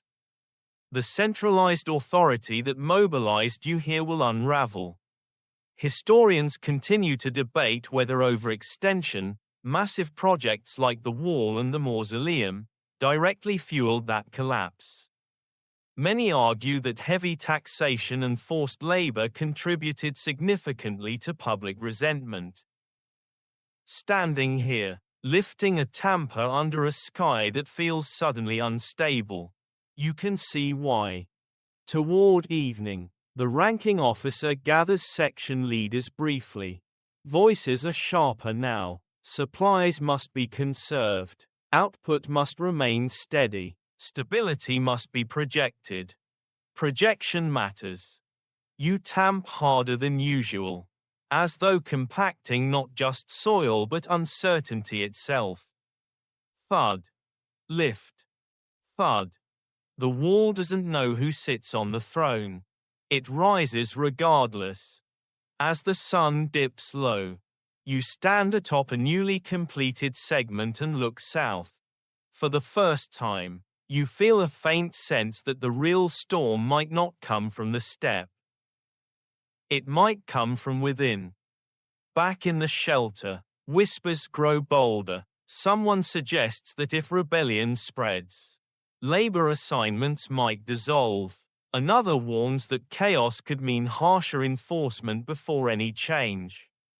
Hope and fear wrestle quietly in the dark. You lie on your back, staring at the rough ceiling beams. The empire once felt immovable, as solid as the wall beneath your hands. Now, it feels human, vulnerable. Historians still debate whether frontier workers like you were immediately aware of the dynasty's instability. Communication across vast distances was slow, and local officials often shielded labor forces from political news. But tension travels in ways bamboo slips cannot control. Outside, the wind sweeps along the ridgeline again, pressing against unfinished sections. The wall stands. The drum waits for morning. And somewhere far to the south, decisions are being made that will determine whether this massive effort continues or collapses. You close your eyes, unsure which outcome would be kinder. Because if the dynasty falls, the wall may stop rising. But if it continues, so will you. And you're not entirely certain which fate gives you better odds of surviving. The wall does not collapse when the dynasty does. That's the first thing you learn. News arrives slowly, unevenly, like cracks spreading through dry earth. The Qin court fractures. Rebellions flare in distant provinces. Names like Chen Sheng drift north on the lips of couriers and soldiers. Some officers disappear quietly, reassigned or recalled. Others cling to their posts with tightened expressions. Eventually, the inevitable settles into certainty. The Qin dynasty has fallen. It's a well-known historical fact that after widespread uprisings beginning in 209 BCE, the Qin regime unraveled rapidly.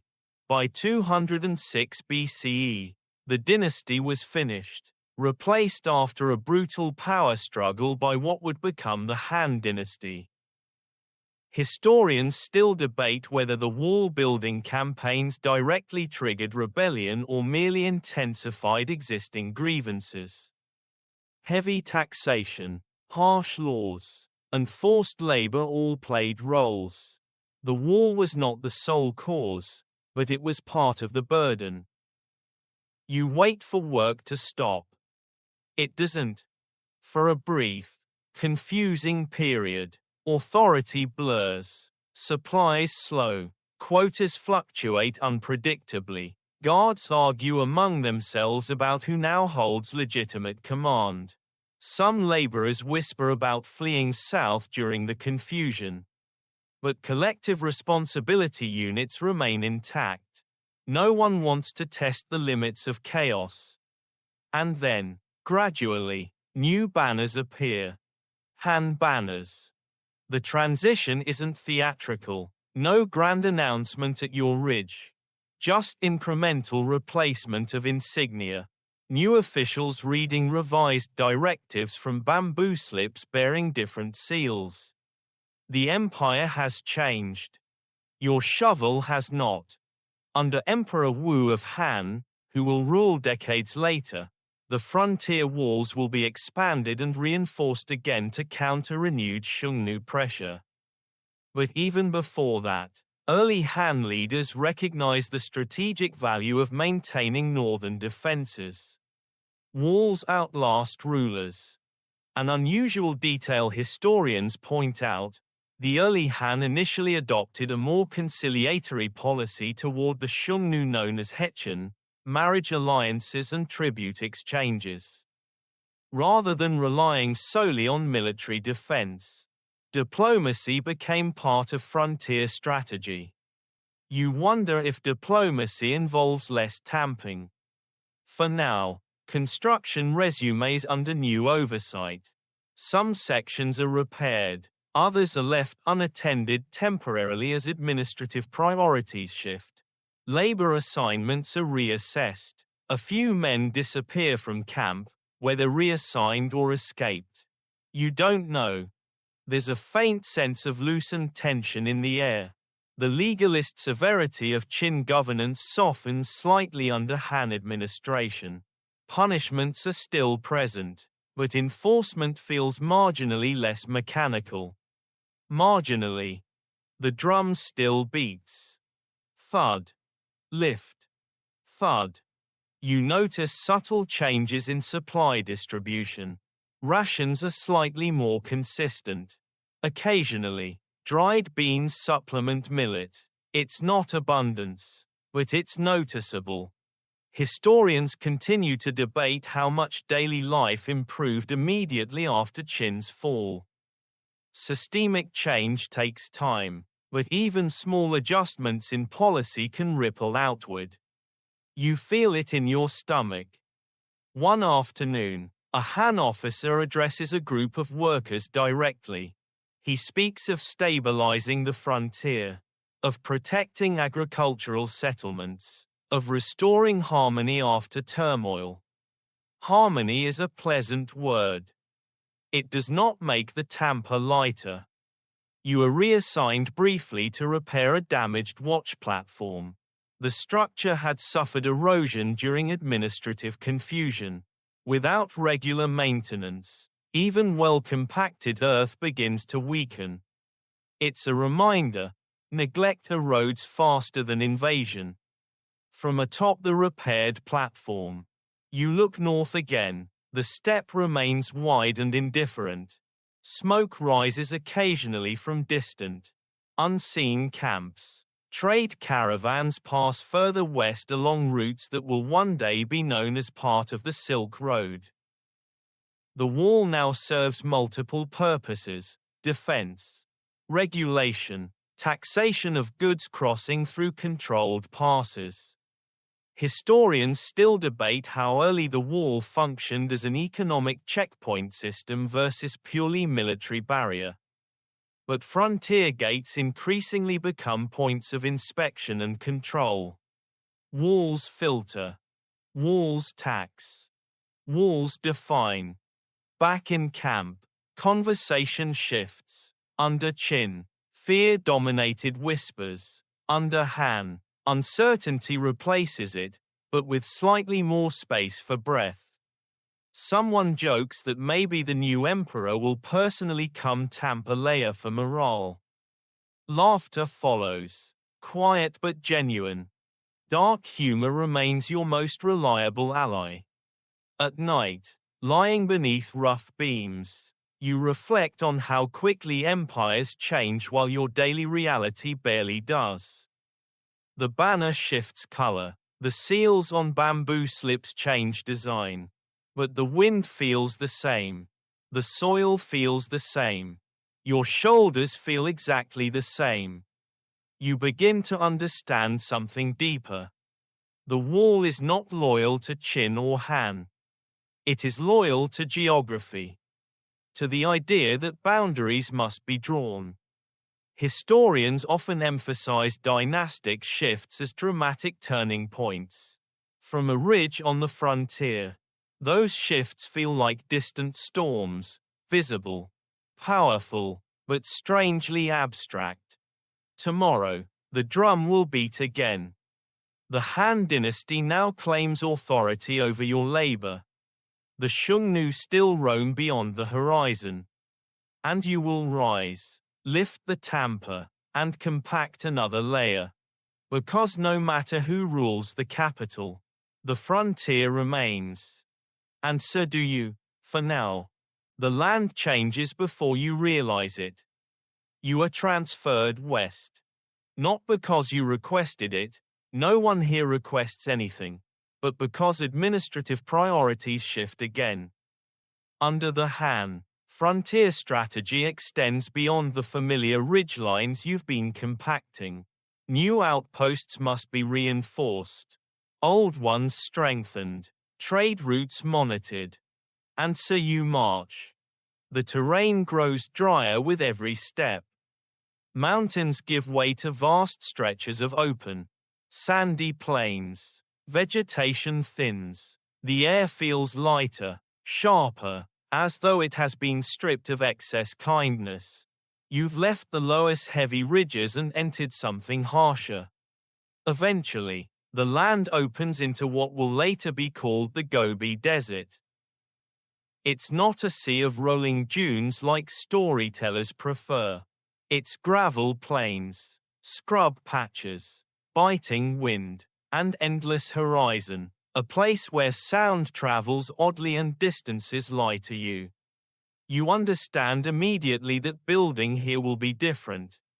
It's a well-known historical fact that sections of the Great Wall in far western regions, especially during the Han dynasty, were constructed using locally available materials, tamped sand, gravel, and layers of reeds or tamarisk branches. Stone and clay were scarce. Adaptation was necessary. Historians still debate the precise methods used in every Western segment.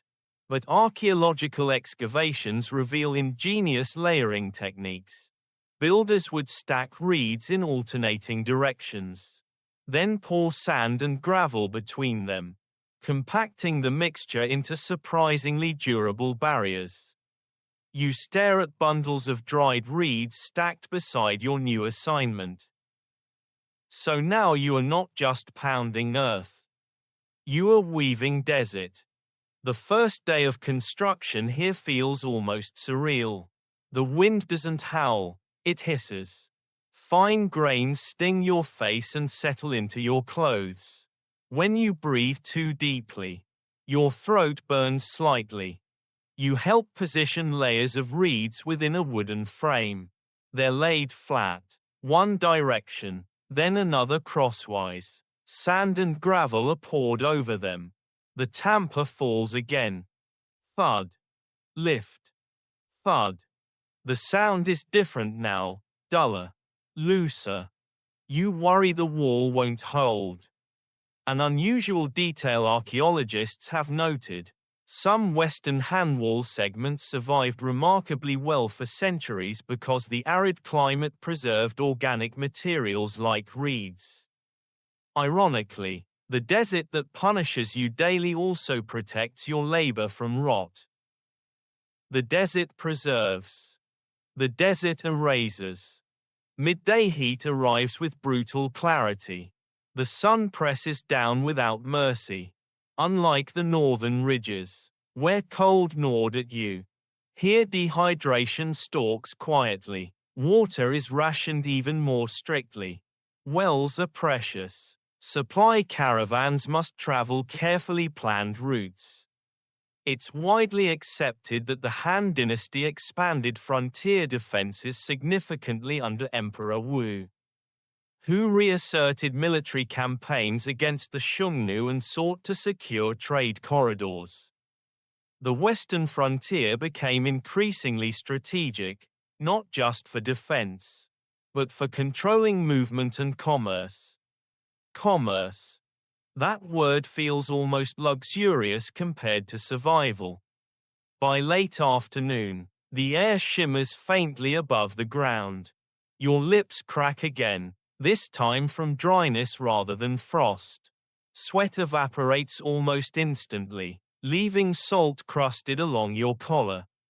You look at the rising wall, pale, layered with reed patterns visible between compacted sand. It blends into the landscape so well that from a distance, it nearly disappears. There's a strange irony in building something monumental that hides itself so effectively. Historians continue to debate how much the wall functioned as a continuous defensive barrier in these western regions versus a chain of fortified outposts and beacon towers connected by natural terrain. Many argue it was less a solid line and more a controlled corridor system.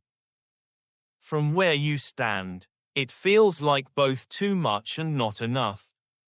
In the evening, you climb a partially completed watch structure and gaze across the desert. The horizon is endless. No clear boundary separates empire from beyond. You begin to realize something unsettling. The wall does not conquer the desert. It negotiates with it.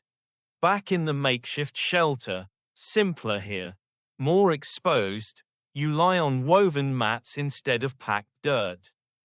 The wind rattles thin walls. Sand slips through gaps and settles over everything like a fine blanket. Someone jokes that at least the desert doesn't freeze your bones at night. Another replies that it simply roasts them by day. You almost laugh. Almost. As darkness falls, the sky fills with more stars than you thought possible.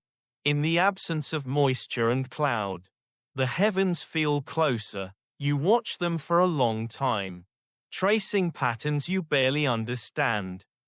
Somewhere far east, dynasties rise and fall. Somewhere north, nomadic riders continue their migrations. And here you are, compacting reeds and sand into a boundary line across emptiness. The drum will beat tomorrow. Even in the desert, the wall will climb another fraction of a meter. And you will lift the tamper again, shoulders aching, throat dry, eyes narrowed against wind.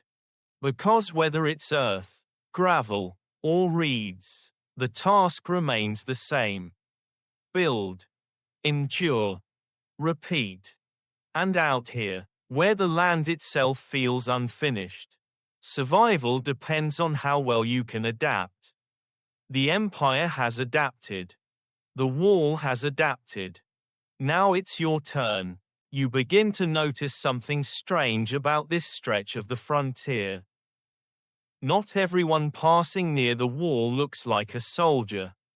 Caravans appear in the distance, long, patient lines of camels moving like drifting punctuation across the sand. Their pace is unhurried. Their silhouettes ripple in the heat. They are not raiders. They are traders.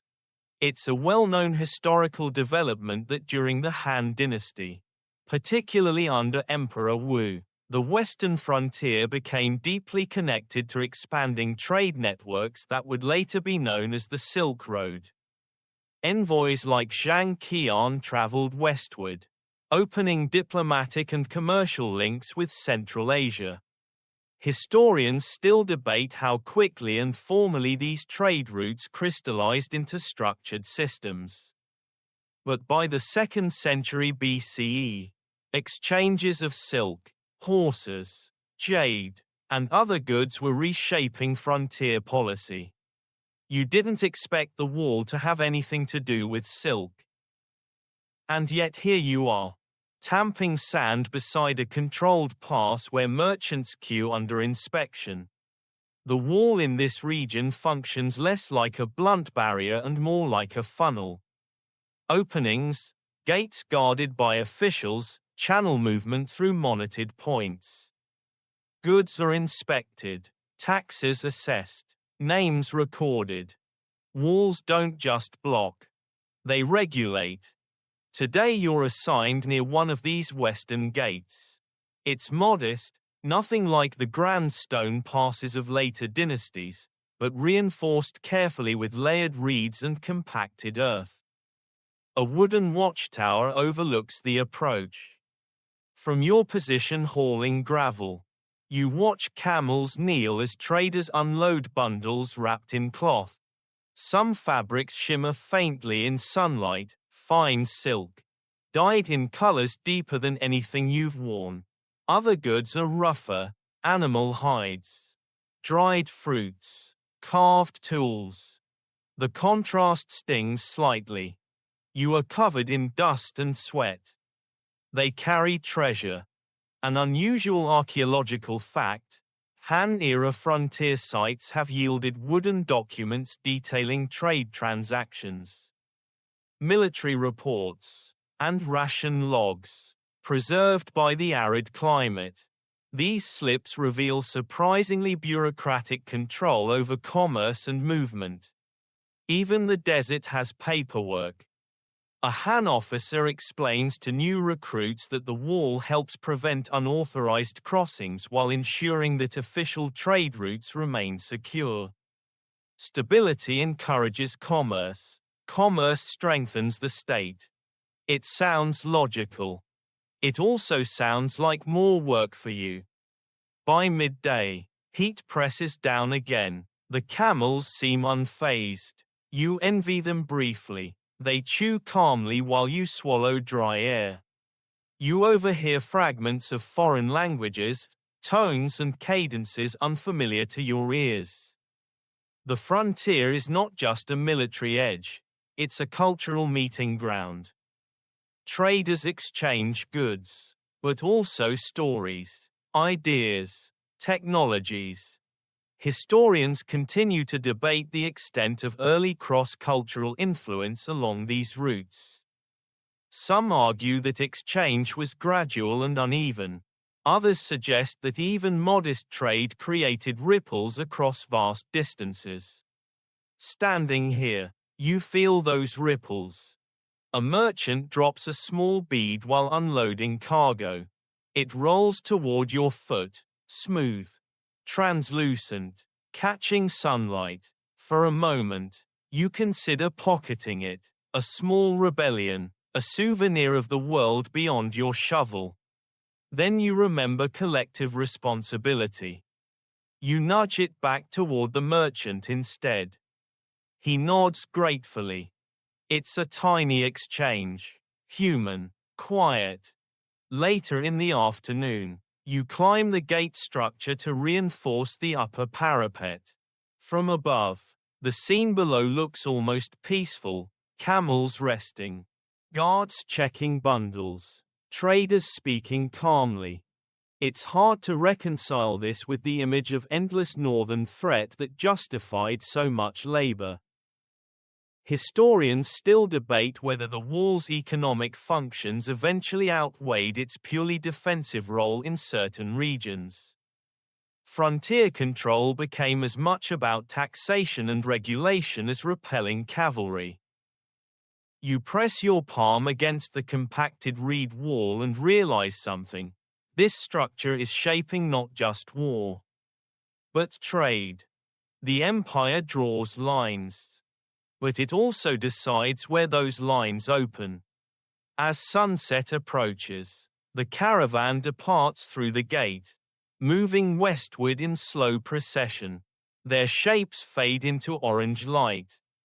For a brief moment, you imagine walking with them, leaving the wall behind, following the horizon into lands you've only glimpsed through conversation. Then the drum sounds again. It doesn't matter that it's evening. Adjustments to shifts are announced. Additional reinforcement is needed before colder months return. Your shoulders sag slightly.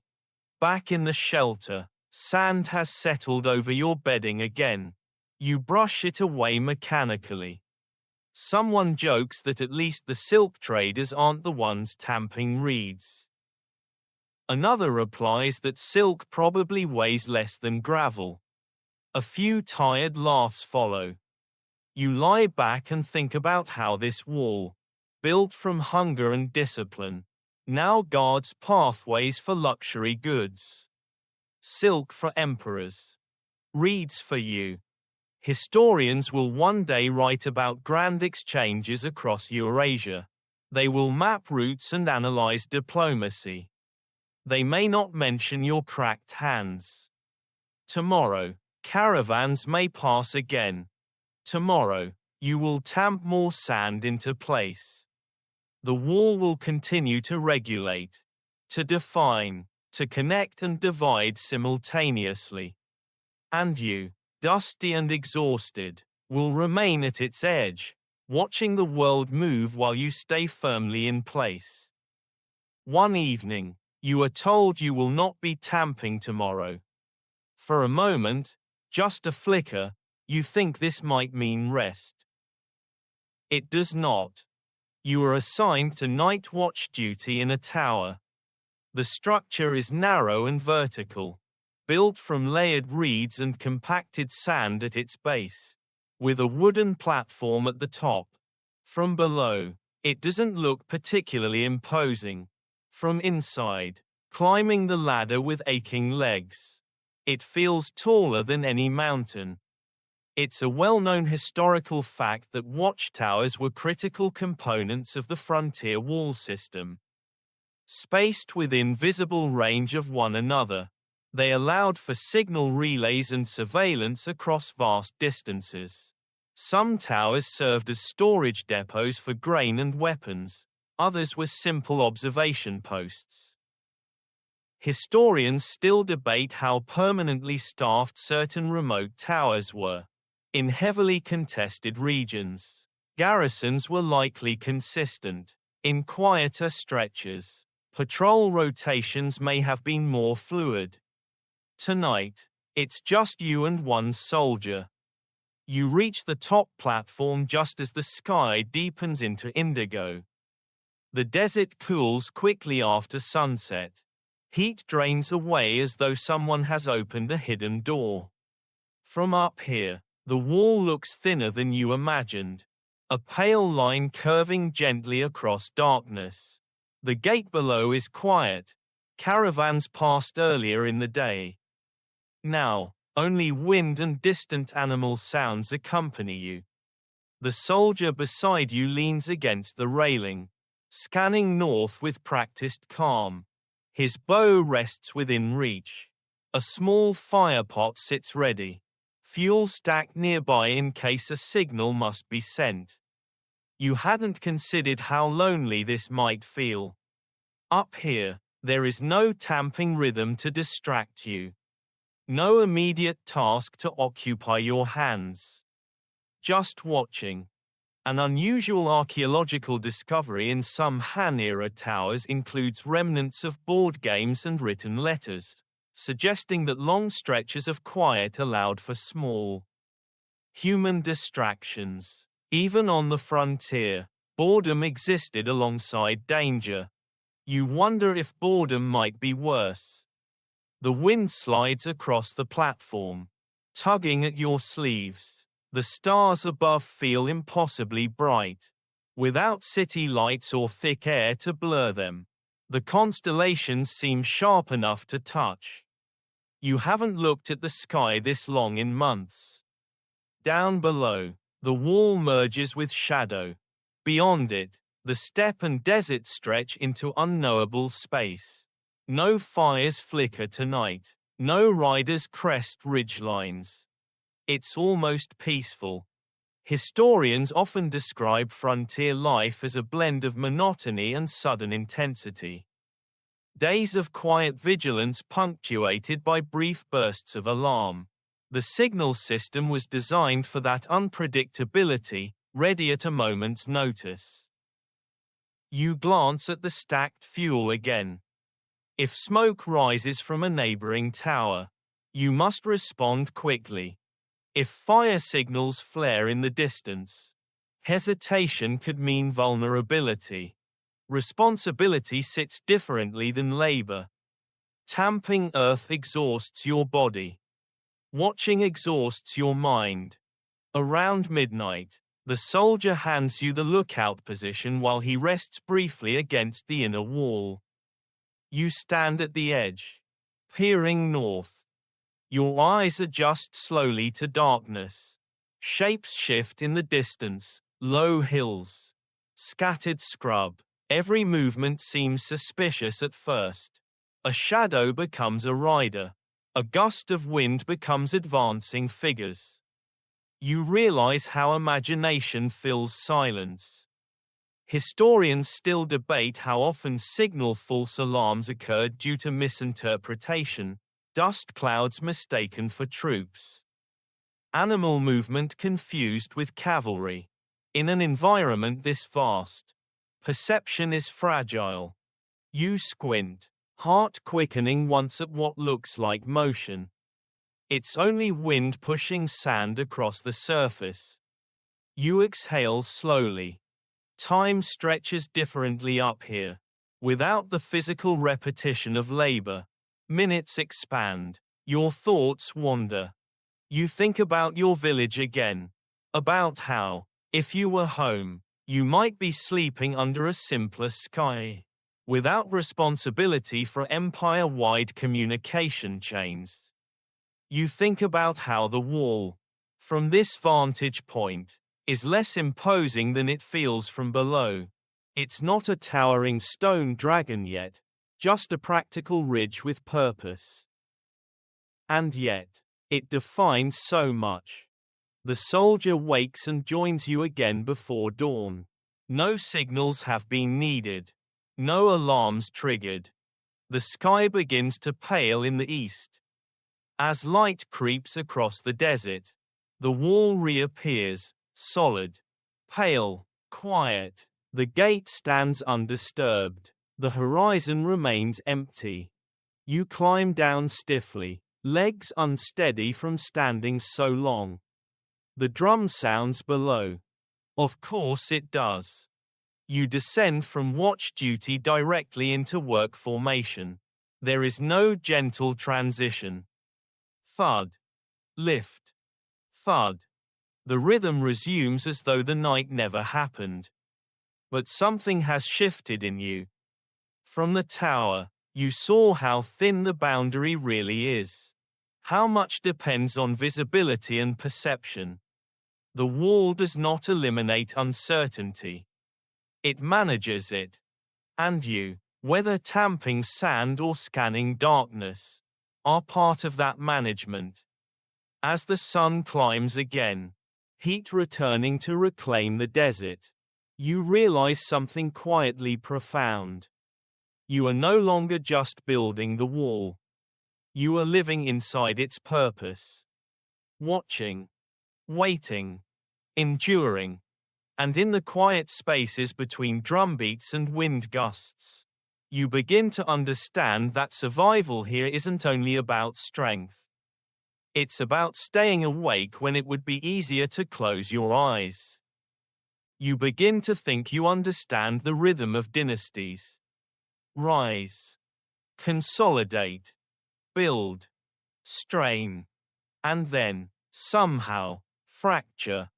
Years pass in fragments, assignments shifting, sections reinforced, others abandoned and reclaimed. You survive longer than you once thought possible.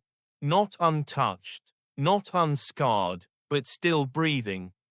And then another summons comes. Another dynasty.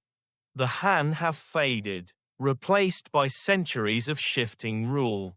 Names blur. Wei, Jin, northern and southern courts. The wall is neglected in some eras, revived in others. Portions erode, others are patched.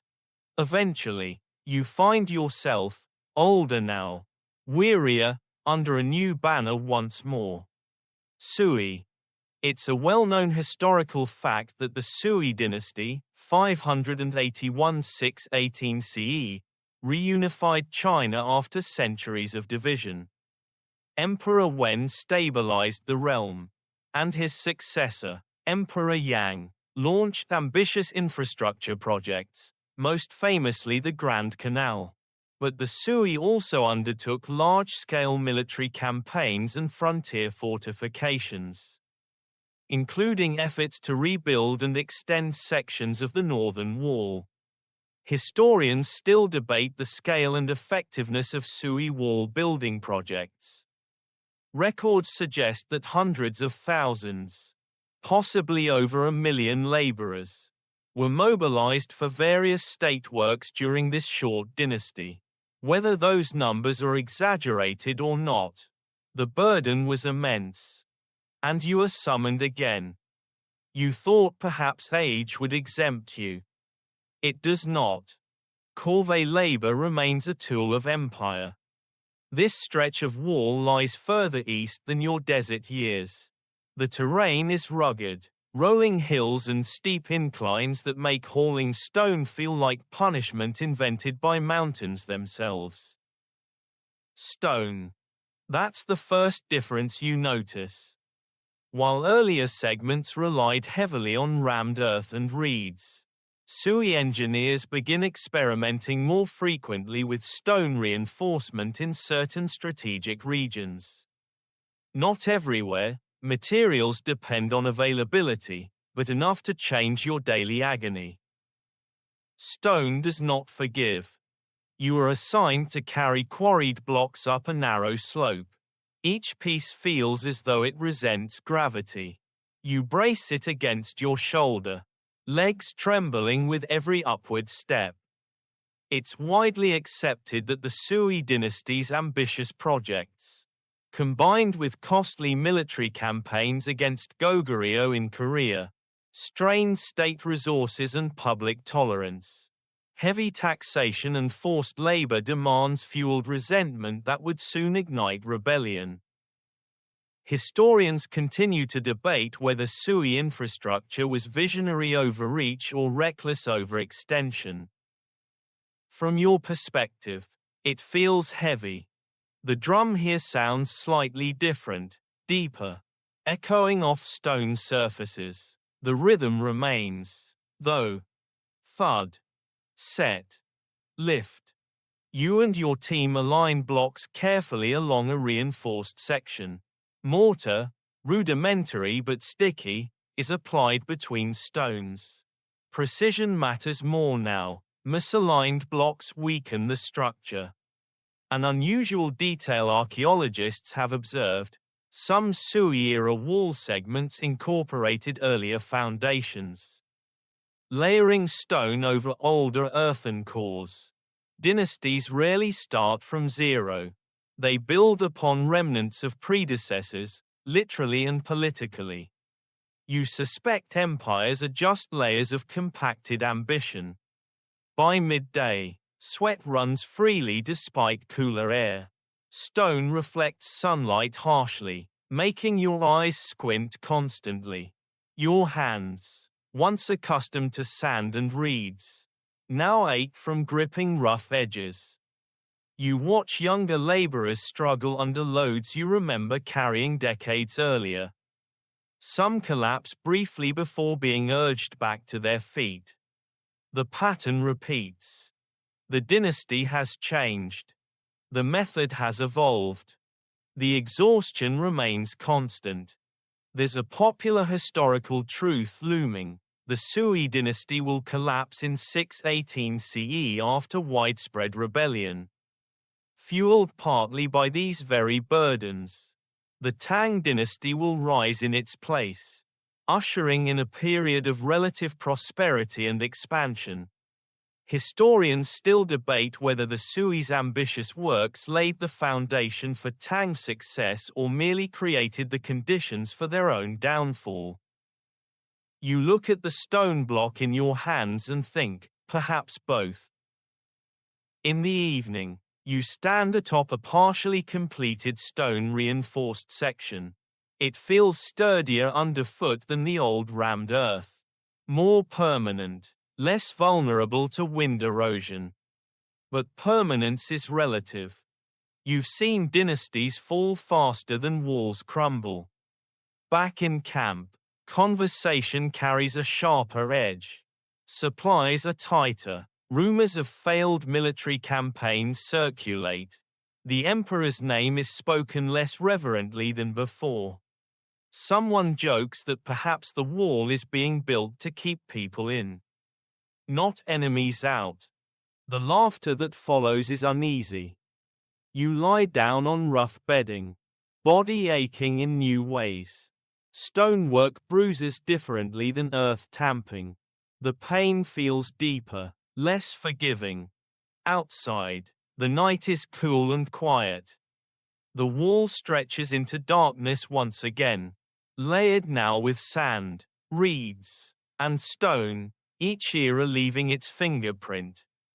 You close your eyes and realize something that makes your chest tighten slightly.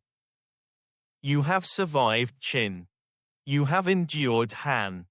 Now you labor under Sui. The wall remains. You remain. But empires, no matter how confident, seem to burn bright and brief compared to the slow, grinding endurance of geography. Tomorrow, the drum will beat again. You will lift another stone. And somewhere far from this ridge, the seeds of another collapse are already taking root. The Sui banners do not last long in the wind. Rebellion spreads faster than official decrees can suppress it. Campaign failures, heavy labor demands, exhausted treasuries, these pressures fracture the dynasty from within.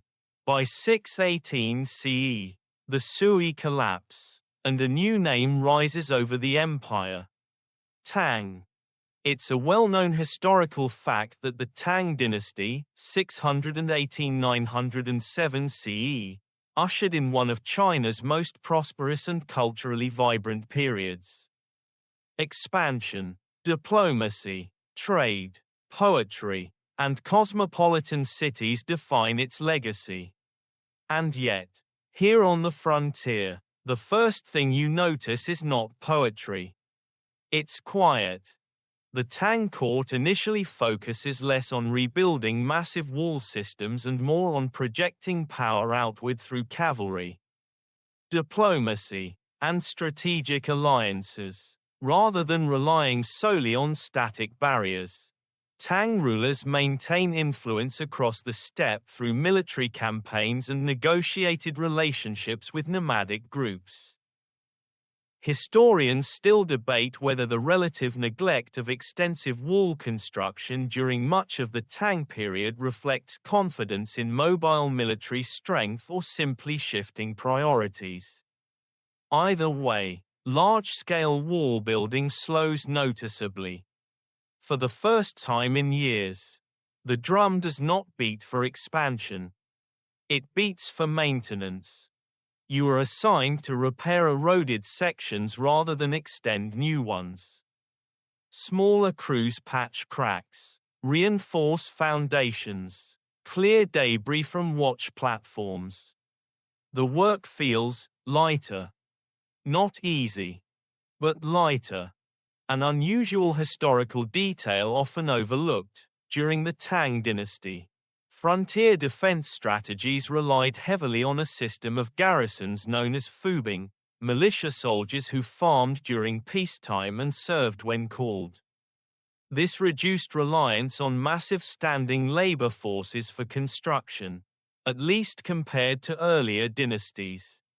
Less forced labor. More mobility. You feel the difference. The wall still stands, but it no longer dominates imperial ambition. Trade flourishes along established routes. Chang'an, the Tang capital, becomes a cosmopolitan hub filled with merchants from Central Asia, Persia, and beyond. You hear stories of foreign music in the capital, of vibrant markets, of silk flowing west and horses flowing east. Up here, the wind still hisses across stone and sand. But there's less urgency in the air. You repair a cracked parapet using stone salvaged from a collapsed section. Mortar is applied carefully. The wall here feels like an aging veteran, scarred but serviceable. Historians continue to debate whether Tang reliance on diplomacy and cavalry over static fortifications was a strategic evolution or a gamble made possible by temporary stability. Later centuries will test that approach repeatedly. From your vantage point, the difference is simple: fewer new stones to lift. One afternoon, you sit briefly atop the wall during a scheduled rest interval. Scheduled rest. The phrase feels almost decadent. You watch a patrol of Tang cavalry ride past, armor lighter. Horses swift and confident. They move like the wind rather than against it. The soldier beside you remarks that walls are good for marking territory, but horses are better for defending it. You nod silently. You've lifted enough earth and stone to know that barriers alone cannot guarantee safety. As evening approaches, the horizon glows gold. The wall's shadow stretches long across the plain. It looks almost peaceful. You think about the centuries layered beneath your feet: Qin earth, Han reeds, Sui stone. Tang now stands above them. Empires come and go, but the frontier remains a living seam between worlds. There's a subtle irony in how the wall, once the centerpiece of imperial defense, now feels almost secondary. Maintained, yes. Respected, yes. But not obsessively expanded. Historians still debate whether the Tang's relative frontier stability stemmed from superior military organization, successful diplomacy, or simple good fortune. You suspect it was a combination. Back in camp, conversation is less strained. Rations are steady. Supplies arrive predictably. The tone of authority feels less brittle. You lie down that night without the sharp anxiety of constant quota increases. For the first time in a long while, you feel something close to calm. The wall is not growing dramatically. It is simply there. And so are you. But history, you've learned, never rests entirely. Somewhere beyond the horizon, future pressures are already forming, new alliances, new conflicts, new rulers who will look at this old barrier and decide it needs rebuilding once more. For now, though, the wind is steady. The drum is measured. The wall stands quietly under Tang skies. And you, older and wiser, begin to understand that survival sometimes means enduring not just hardship, but change. Because the wall is not a single story. It is many stories stacked together. And yours is only one layer among them. You feel the shift long before anyone explains it. The quiet maintenance years fade. The frontier grows restless again. Northern powers rise and consolidate, stronger, more organized. More ambitious. Raids increase. Pressure builds. Centuries pass in layers. And then a new dynasty steps forward with a different kind of determination. Ming. It's a well-known historical fact that the Ming dynasty, 1368 to 1644 CE, particularly after the Mongol Yuan dynasty preceded it, undertook the most extensive and durable reconstruction of the Great Wall. Unlike earlier earthen and reed structures, Ming sections were reinforced with brick and stone on a massive scale. Historians still debate whether Ming wall building represented strategic necessity or defensive anxiety after expelling the Mongols. Likely both. The trauma of foreign rule leaves deep marks. You are summoned again. The terrain now is mountainous, steep ridges northeast of the capital region.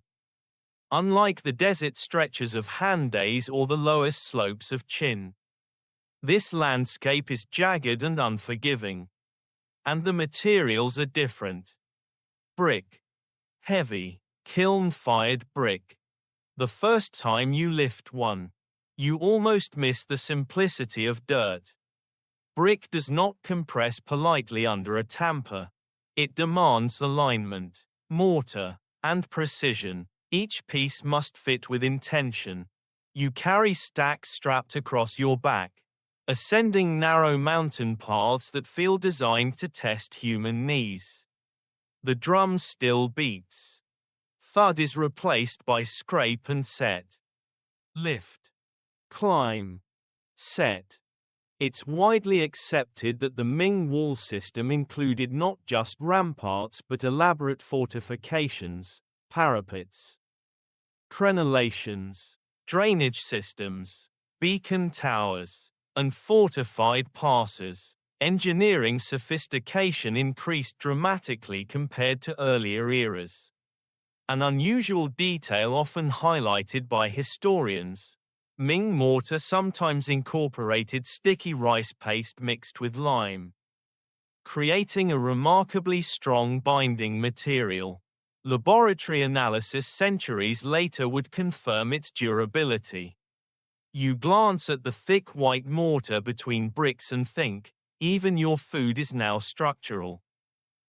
Water mixed with ground rice is stirred into lime, forming a paste that smells faintly sweet beneath the dust. It's applied carefully between bricks, binding them into something far stronger than rammed earth alone. You climb higher along the ridge, hauling materials. From this vantage point, the wall no longer blends into the land. It commands it. Grey stone snakes along mountain crests like a dragon sculpted from discipline.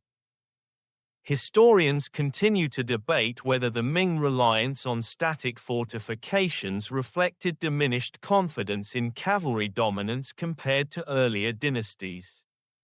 The Mongol threat remained real, and controlling northern passes became critical. This is not merely a boundary. It is a statement. Midday arrives with mountain wind whipping sharply along the crest. Unlike the desert heat or northern frost, this wind carries altitude, thin and sharp. Your lungs burn slightly as you climb. The bricks feel heavier with each ascent. Your shoulders ache in a familiar, ancient way. Below, valleys stretch in green folds. Unlike the arid west, these regions hold forests and farmland. The wall stands between cultivated interior and unpredictable north. You lay bricks in careful sequence, tapping them into alignment. A master mason inspects each row, adjusting angles with practiced efficiency. Precision matters more now than ever. The wall is meant not just to function, but to endure visibly. A famous historical truth, much of what modern visitors recognize today as the Great Wall dates to the Ming dynasty. Earlier earthen cores may lie hidden beneath, but the iconic stone and brick battlements belong largely to this era. You stand on a completed section and look along the ridge. It is magnificent. And it nearly killed you to build. Historians still debate how effective the Ming Wall ultimately was in preventing large-scale incursions. It slowed and channeled movement, but could not entirely eliminate threat. Strategic passes, like Shanhai Pass in the east, became critical nodes. Walls do not end conflict. They shape it. Back in camp, rations are somewhat improved compared to ancient days. Rice appears more frequently. Supplies flow more reliably under organized Ming logistics. Yet labor remains relentless. Someone jokes that future generations will climb this wall for exercise. You imagine soft-soled shoes on these bricks and almost laugh aloud. At night, you lie in a sturdier barracks than reed shelters of old. Timber beams overhead, stone foundations beneath. The wall outside gleams faintly under moonlight, solid, imposing, almost serene. You think about Chin earth, Han reeds, Sui stone, Tang maintenance, and now Ming brick. Layer upon layer, century upon century. The materials change. The reasons evolve. But the fundamental truth remains. You are lifting, carrying, aligning, enduring. Tomorrow, you will climb the ridge again with bricks strapped to your back. The dragon will grow longer. And you will once more become part of its spine. You used to think dirt was heavy. Then you met brick. Now you meet lime. The mortar pit steams faintly in the cool mountain air as workers stir a thick white mixture in wide stone basins. Crushed limestone has been burned into quicklime, then slaked with water, releasing heat in a reaction that feels almost alive. The result is caustic, biting, and stubborn. And into this lime, they mix something unexpected. Sticky rice. It's a well-known historical detail that certain Ming dynasty wall sections used mortar strengthened with glutinous rice soup mixed into lime. Modern analysis has shown that this organic-inorganic composite created an exceptionally durable bond, stronger and more water-resistant than simple lime mortar alone. Historians still debate how widespread this technique was across all Ming wall segments. But in many critical regions, especially near the capital, the rice-lime mortar appears consistently. You stare at the thick paste and think, so that's where the good rice went. The mixture is surprisingly fragrant before it dries, slightly sweet beneath the sharpness of lime. You dip a wooden paddle into it and feel resistance. It clings stubbornly, like it refuses to let go of whatever it touches. A mason gestures for you to bring another stack of bricks. You shoulder them and climb the ridge again. The path feels steeper each day, though you suspect it's just your knees negotiating with time. Set. Press. Align. Mortar squeezes slightly between bricks as you lower them into place. The mason smooths excess paste along seams with practiced precision. The wall here is not just a barrier, it's architecture. Crenellations line the top, allowing defenders to shield themselves while firing arrows or later firearms. Drainage holes are carefully integrated to prevent water buildup from weakening the structure. An unusual detail that archaeologists have uncovered. Some Ming wall sections include inscriptions stamped onto bricks, identifying the kiln, production unit, or supervising official responsible for their manufacture. Accountability was literally baked into the material. Imagine having your name tied to a brick that might outlast your entire bloodline. You glance at the underside of one block and briefly wonder whose mark lies beneath the mortar. The drum beats differently here, echoing against stone surfaces, amplified by narrow mountain corridors. The sound feels less like a heartbeat and more like a command. Lift. Climb. Set. The air is cooler at higher elevation, but the climb steals your breath. Your shoulders ache in a deep, familiar way. You've carried sand, reeds, stone, and now kiln-fired rectangles that weigh like condensed obligation. Historians widely acknowledge that the Ming wall system included thousands of watchtowers and fortified passes, especially in the northern regions around Beijing. After repeated Mongol incursions, Ming rulers invested heavily in static defense infrastructure to secure their northern border. Some scholars argue this focus reflected a strategic pivot, defensive consolidation rather than outward expansion. Others suggest it was a practical adaptation to geopolitical reality. From your vantage point, it feels like a very long staircase. By midday, you're assigned briefly to assist in mixing another batch of mortar. The lime burns slightly if it touches bare skin. You wrap your hands carefully in cloth strips. Stir. Pour. Steam rises as water reacts. The rice paste is added last. Thick and viscous, it transforms the mixture into something strangely cohesive. There's something poetic about rice, the grain that sustains life, now reinforcing a wall meant to defend it. You wonder if anyone back in the capital considers that irony. Later, standing atop a newly completed parapet, you run your fingers along hardened mortar seams from earlier days. The surface is smooth, solid, almost polished by wind. This will last, you think, at least longer than you. Historians continue to debate how effective the Ming Wall ultimately was in deterring Mongol incursions.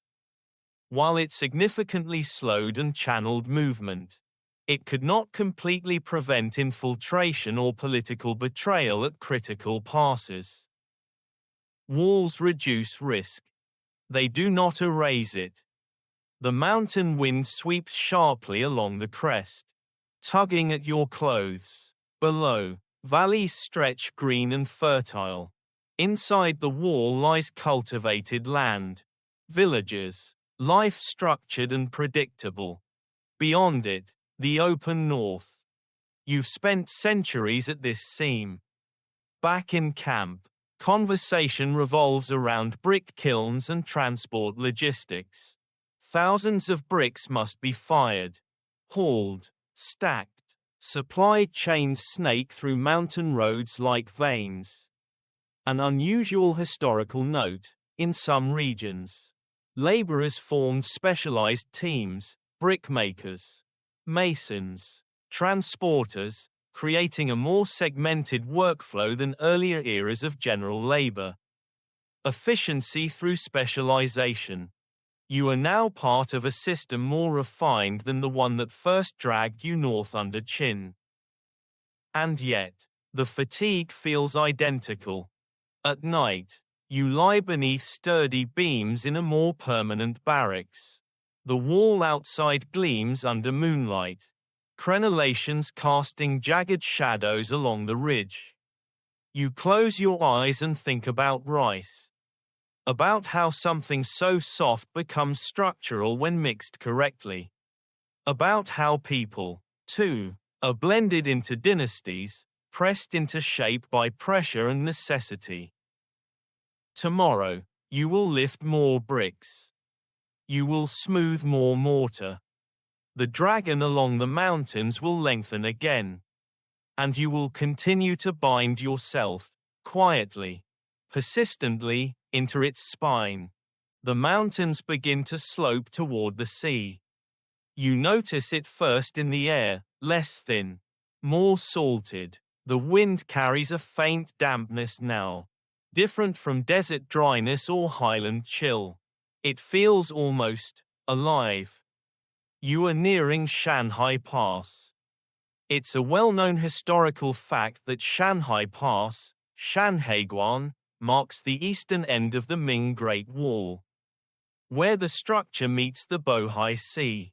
Often called the first pass under heaven, it became one of the most strategically significant gateways in northern China.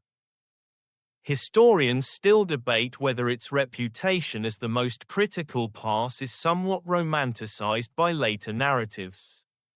But there is little doubt that whoever controlled Shanhai Pass controlled access between Manchuria and the North China Plain. And now you are hauling bricks toward it. The approach alone is exhausting. The wall here is no longer a simple ridgeline structure. It thickens. Towers rise taller. Gates are layered with multiple defensive barriers, arched entrances, barbicans, reinforced doors studded with iron. Stone replaces much of the earlier earthen core. The craftsmanship feels deliberate, almost ceremonial. You pause briefly as you crest a slope and see it for the first time. The wall stretches down toward the sea like a stone serpent diving into waves. It's impressive. Even you have to admit that. An unusual architectural detail, Shanhai Pass features a multi-layered defense system, including an inner and outer city wall structure, designed to trap invading forces between successive barriers.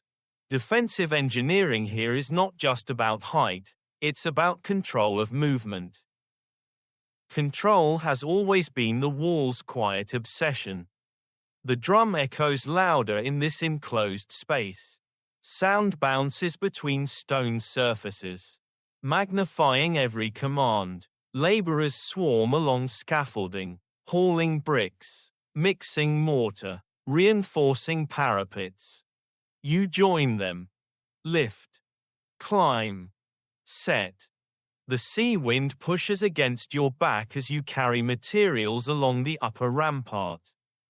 It's colder here, sharper, infused with salt. You taste it on your lips. From atop the pass, you can see ships faintly in the distance, small silhouettes rocking gently on the water. The idea that this wall meets an ocean feels symbolic, as if the empire has extended its boundary until land simply runs out.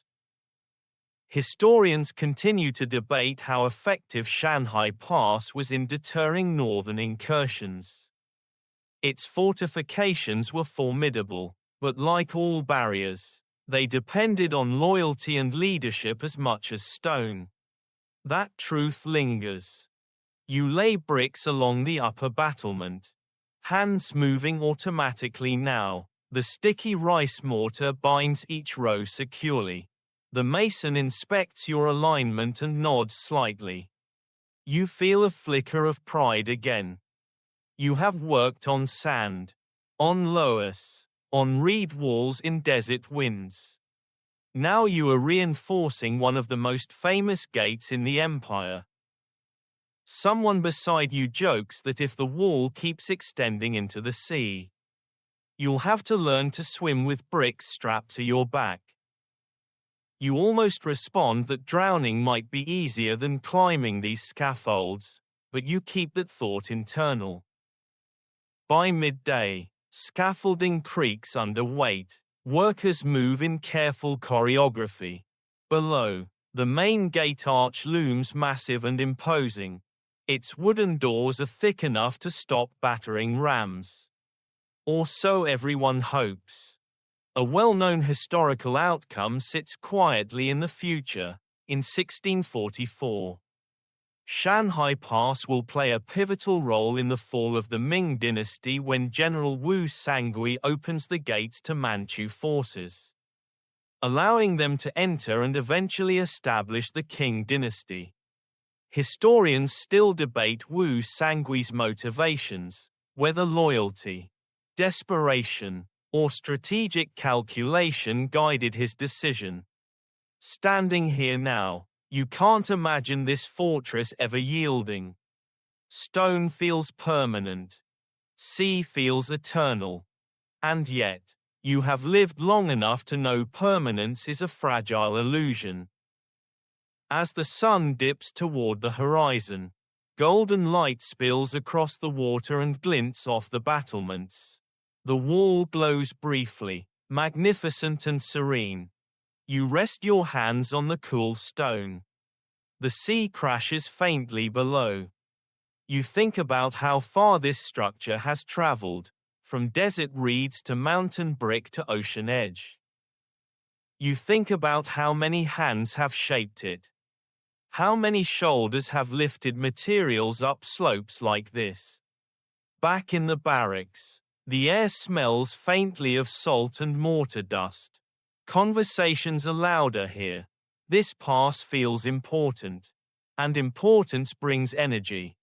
You lie down, exhausted in a way that feels almost dignified. Tomorrow, more bricks. More mortar. More stone laid upon centuries of effort. The dragon has reached the sea. And you, breathless and aching, are standing at its mouth.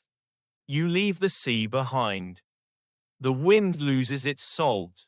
The air dries again. The mountains flatten gradually into vast openness. You travel westward for weeks. Perhaps months, it's hard to tell. Time, for you, is measured less in calendars and more in how many times your shoulders protest under a load. Eventually, the land grows harsher. This is Jiayu Pass. It's a well-known historical fact that Jiayuguan marks the western terminus of the Ming Great Wall.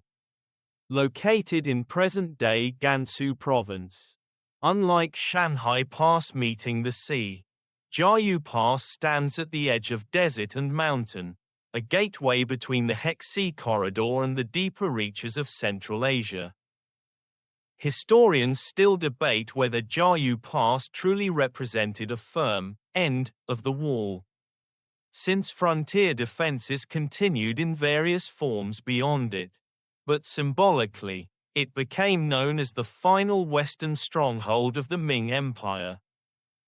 You arrive and immediately understand why. The landscape feels exposed, broad plains framed by distant snow-capped mountains. The desert presses close. The sky seems larger than it has any right to be. And in the middle of this vastness stands a fortress.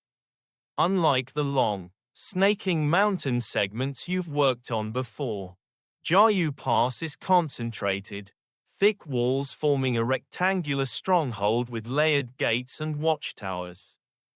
It feels less like a line and more like a last stand.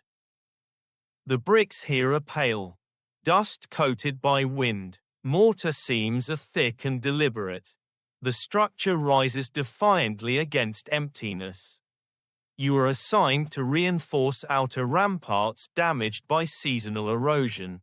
Desert winds here are relentless. Sand scours surfaces constantly, grinding down even stone over time.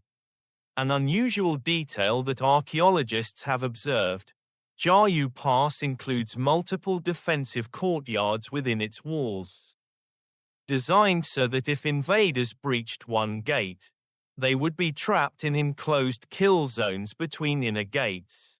Defense here is architectural choreography. Control the flow. Control survival. You haul bricks across flat, sun-baked ground. Unlike mountain climbs, the challenge here is exposure. There is no shade, no forest, just open sky and sharp light. Lift. Carry. Set. The drum echoes differently in this open space, less amplified than in mountain corridors. More swallowed by wind. You pause briefly on the outer wall and look westward. Beyond this fortress lies what many consider the frontier beyond empire, lands of trade caravans, nomadic tribes, and routes stretching deep into Central Asia. For centuries, this corridor has connected China to the wider world. And yet here stands a wall saying, "This far." Historians continue to debate whether the Great Wall symbolized isolation or control. It did not fully seal off China from the world. Trade flowed through regulated gates. But it undeniably marked a psychological boundary. You think about all the times you've stood at edges. Sea at Shanghai. Desert beyond Han Reed walls. Now this western gate staring into infinity. A fellow worker jokes that if you step 1 foot beyond the pass, you'll tumble off the edge of the empire. Another adds that at least the fall might be quick. You smile faintly. Dark humor survives every dynasty.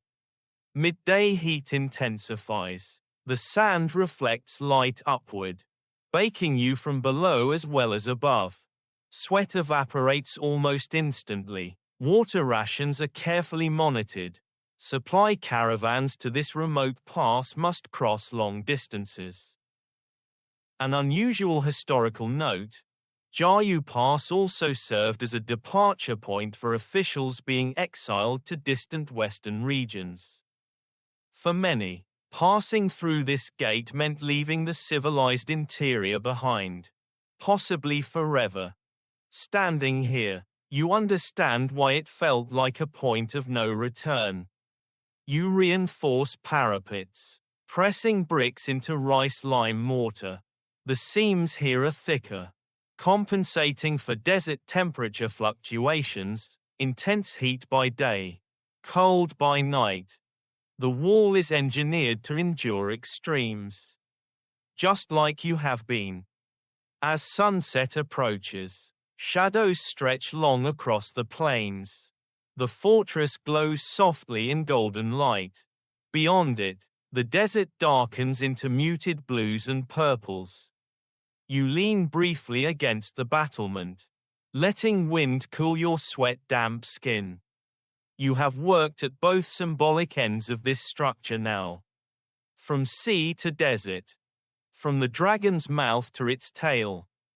Historians still debate whether the wall ever truly ended here in a functional sense.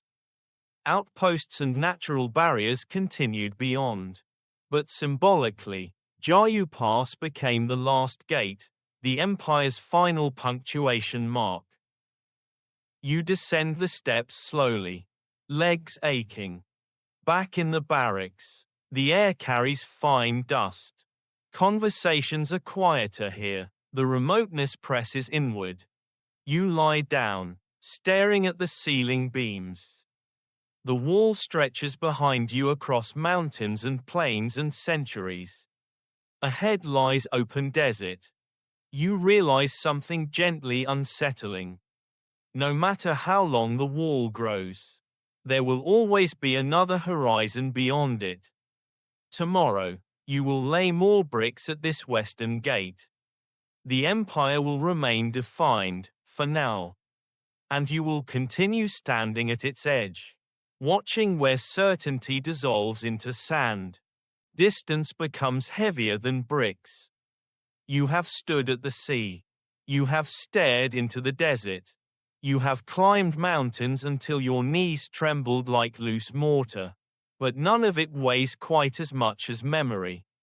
Tonight, as wind threads softly through the battlements of Jiayu Pass, you find yourself thinking about home, not the abstract idea of it, but the small details. The sound of water moving through irrigation channels. The smell of damp soil after rain. The way your family used to sit close together during winter evenings. It's a well-known historical reality that countless laborers conscripted for wall construction were separated from their families for years at a time, sometimes permanently. Corvée labor obligations under multiple dynasties required peasants to leave farms and households to serve state projects. Historians still debate how frequently families were able to accompany laborers in frontier zones. In some garrison towns, soldiers' families lived nearby, but for many conscripted workers, separation was the norm. You were not meant to bring anyone with you. You were meant to bring your back and your hands. The first years were survival. Now, survival includes remembering without breaking. Earlier today, a letter arrived at the pass, rare, precious. One of the officers received it, sealed and stamped, carried along a long supply route. The moment was small, but it rippled through camp. Letters mean connection. You haven't received one. You don't know if anyone would know where to send it. An unusual detail historians have uncovered at certain frontier sites: wooden slips and paper fragments containing personal correspondence, brief notes about harvests, illnesses, births. These rare pieces of preserved writing reveal the emotional undercurrent beneath military logistics. Empires leave administrative records. People leave longing. You sit along the inner courtyard wall during a short rest, staring at the thick stone gate of Jiayu Pass. Beyond it lies the road west, the trade routes, the unknown. Behind it lies the interior, villages, fields, family. The wall is not just a defense. It is a divider of lives. A younger worker beside you mutters that his son was barely walking when he left. He calculates quietly how old the boy must be now. Older than he remembers. You don't calculate. You already know time has reshaped everything. Historians continue to debate whether the burden of forced labor significantly disrupted agricultural productivity in frontier-adjacent regions. Removing working-age men for extended periods inevitably strained households. You think about untended fields. About aging parents lifting tools alone. About children growing without the sound of your footsteps in the yard. And you press another brick into mortar. Because grief does not exempt you from quotas. The drum beats. Lift. Set. Align. The rice-lime mortar squeezes slightly under pressure. You smooth it carefully, focusing on precision. Precision keeps the mind steady. As the sun dips low, you climb the outer wall and watch dust drift across the plain. Somewhere beyond that horizon, caravans move, soldiers patrol, dynasties prepare for futures you may never see. You wonder if your name will survive anywhere. Not carved into brick. Not written in bamboo slips. Just remembered in a household far away. An unusual cultural note: during certain periods, folk songs and oral traditions emerged about frontier laborers, laments of separation, longing, and endurance. These songs rarely appear in official chronicles, but they echo through regional storytelling. Perhaps someone once sang about men like you. Back in the barracks, the conversation is subdued tonight. A few men speak quietly about wives, parents, siblings. The desert wind rattles shutters gently. Someone jokes that when you finally return home, no one will recognize you without dust on your face. You reply softly that perhaps you won't recognize home without walls around it. The laughter that follows is thin but genuine. You lie down on your mat and stare into darkness. You have built boundaries across mountains and deserts. But the most difficult boundary to cross is distance. Tomorrow, You will wake before dawn. You will carry more bricks. The wall will extend in measured precision. And somewhere, beyond layers of geography and history, the life you once lived continues, changed, aging, moving forward without you. The wall divides empire from steppe. It also divides memory from presence. And as sleep begins to take you, you realize that surviving the labor is only part of the challenge. Surviving the separation might be harder. It doesn't happen with drama. There's no thunderclap, no cinematic slow motion. Just a crack. You hear it before you understand it, a sharp wooden snap from somewhere above the scaffold line. Your head tilts instinctively upward. A support beam, stressed under uneven weight, splinters where moisture once weakened the grain. For a heartbeat, everything pauses. Then gravity remembers its job. It's a well-known historical reality that accidents were common on large pre-modern construction projects. Scaffolding built from timber and rope. Uneven terrain, heavy loads, extreme weather, conditions like these invite failure. Historians still debate how many laborers perished from construction accidents specifically. As opposed to disease or malnutrition, records are sparse, and official documents rarely dwell on operational losses. But loss doesn't require documentation to be real. The scaffold shifts violently. Bricks slide. A man near the edge loses his footing. You hear the sound of bodies hitting packed earth below, one dull thud. Then another. The drum does not beat for this. There is shouting now, sharp, urgent. Workers scramble down ladders. Dust rises into the air. Blurring shapes. You climb down as quickly as your trembling legs allow. Two men lie crumpled near the base of the wall.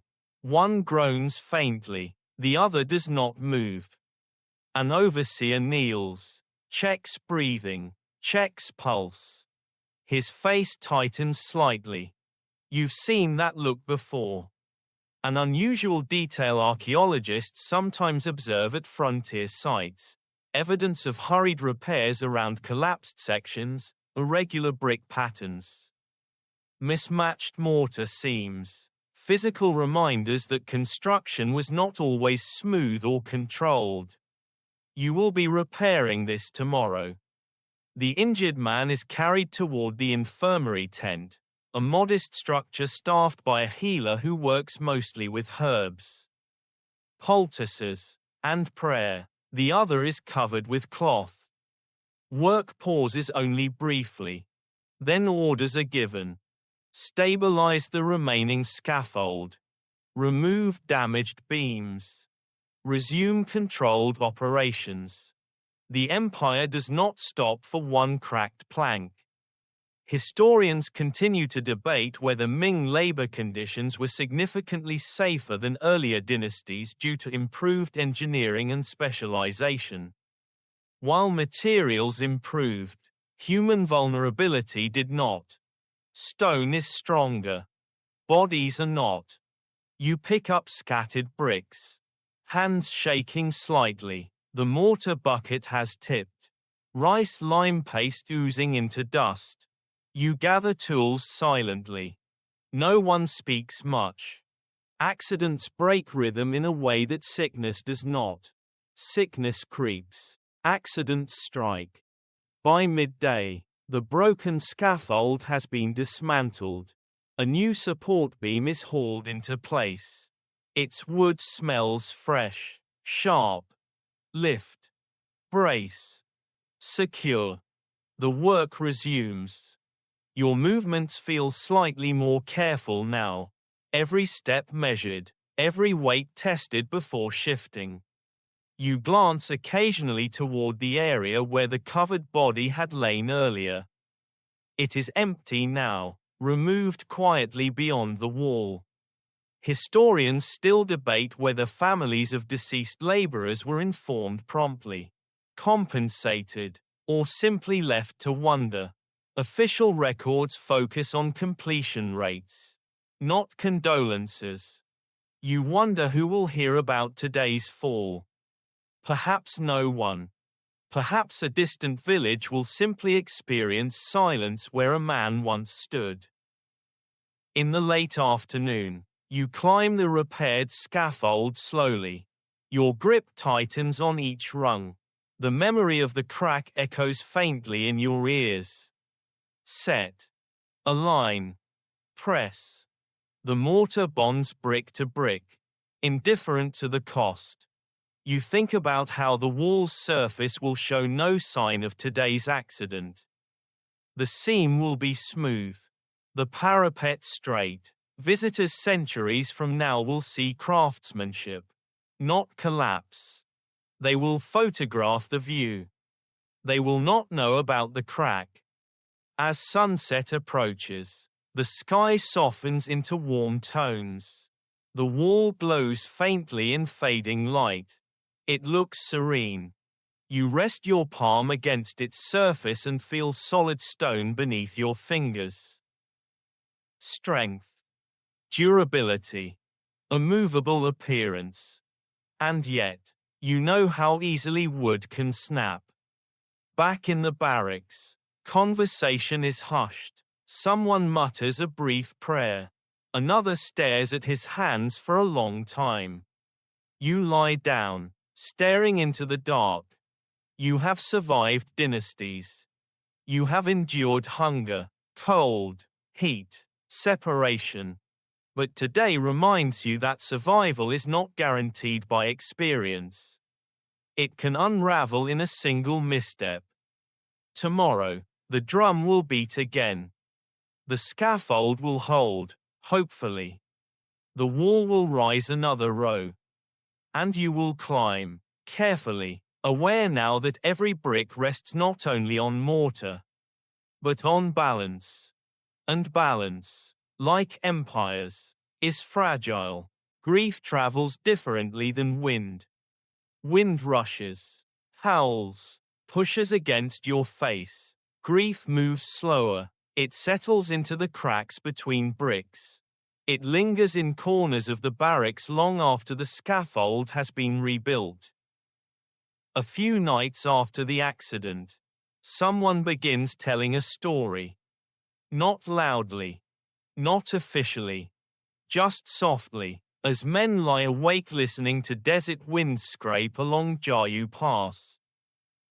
It's the story of Meng Jiangnu. You've heard versions before, across centuries and dynasties. The details shift slightly depending on who tells it. But the core remains: a woman whose husband was conscripted to build the wall. He died during construction. When she traveled to find him and learned of his death, she wept so bitterly that a section of the Great Wall collapsed, revealing his bones. It's a well-known Chinese legend, one of the 4 great folktales in later tradition. Though set loosely during the Qin dynasty, historians widely regard it as folklore rather than documented history. Historians still debate the origins of the tale, whether it began as a regional lament about forced labor and separation, later adapted into a moral story critiquing tyranny. What's certain is that it endured. Because it feels true. You stare up at the ceiling beams as the story unfolds in whispers. A woman walking across mountains, searching for her husband, finding only stone, crying until stone gives way. You imagine such tears, powerful enough to fracture mortar, to crack brick, to split rammed earth apart. It sounds impossible. But so does building this wall in the first place.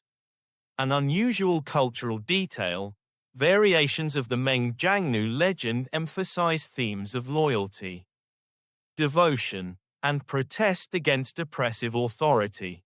In some versions, The emperor himself is shamed by her grief. Stories do what walls cannot. They challenge power without lifting a brick. Earlier today, you laid mortar in a section near the inner gate. The seams are smooth, firm, deliberate. You pressed each brick carefully into place. And yet, as the story lingers in your mind, you glance at the wall differently. Not as invincible. Not as immune.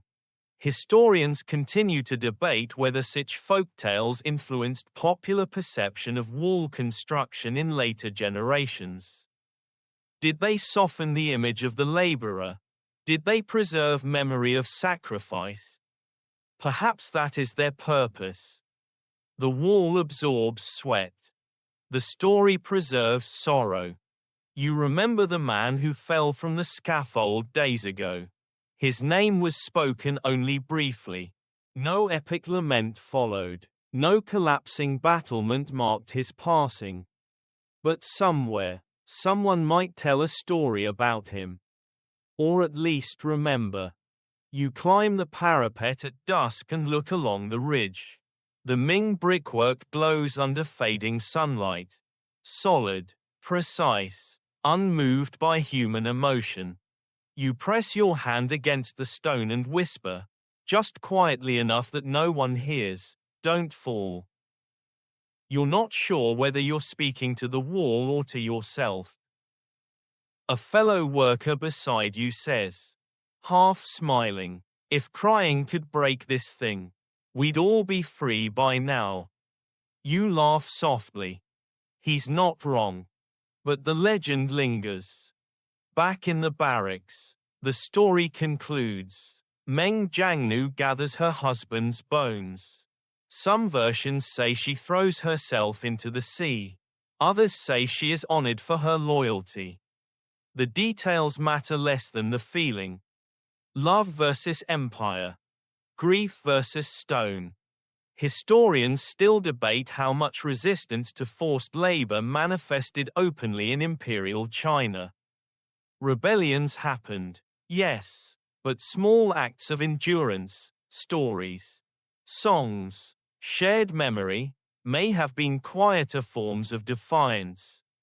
You close your eyes and imagine a section of wall trembling under the weight of tears.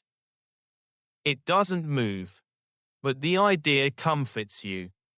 Because it suggests that beneath the bricks, beneath the mortar, beneath centuries of policy and command, there is still something human enough to ache. Tomorrow, the drum will beat. You will lift more bricks. You will smooth more rice lime paste into seams. The wall will stand. But tonight, under desert wind and distant stars, you let yourself believe, just for a moment, that stone is not immune to sorrow. And that somewhere in its layers, grief has left a mark. You hear the rumor long before you understand it. A visiting official, freshly arrived from the capital, mentions it casually while touring the ramparts. He gestures vaguely toward the horizon and says something about how grand the wall is, so grand. In fact, that one day people might claim it can be seen from the heavens. From the moon, even. You pause mid-step, brick balanced on your shoulder. From the moon. It's a strangely modern-sounding boast for an ancient structure. It's a well-known popular myth that the Great Wall of China is visible from the moon with the naked eye. The idea circulated widely in later centuries, especially in Western literature. In reality, astronauts have confirmed that the wall is generally not visible to the unaided eye from lunar distance. And even from low Earth orbit, it's difficult to distinguish without aid.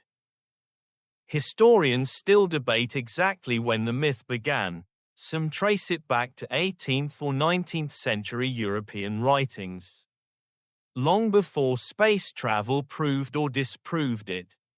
But here you are, centuries before rockets, laying bricks beneath a sky so vast it already feels extraterrestrial. You look upward instinctively. The moon hangs pale in daylight, faint, distant, indifferent. You imagine someone standing on its surface, squinting toward Earth, trying to pick out this narrow gray line winding across mountains. You almost laugh. Up close, the wall feels massive. From the sky, it would vanish into the landscape. An unusual scientific detail, the wall's materials, stone, brick, compacted earth, often match the color of surrounding terrain. It does not gleam like polished metal. It blends. From space, it would be like trying to see a thread woven into cloth. You climb the rampart and set your brick into mortar. Press. Align. Smooth. The rice lime paste holds firm.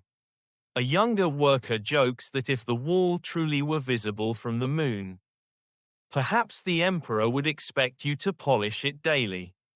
You reply that if anyone is close enough to check, you'll let them do the polishing themselves.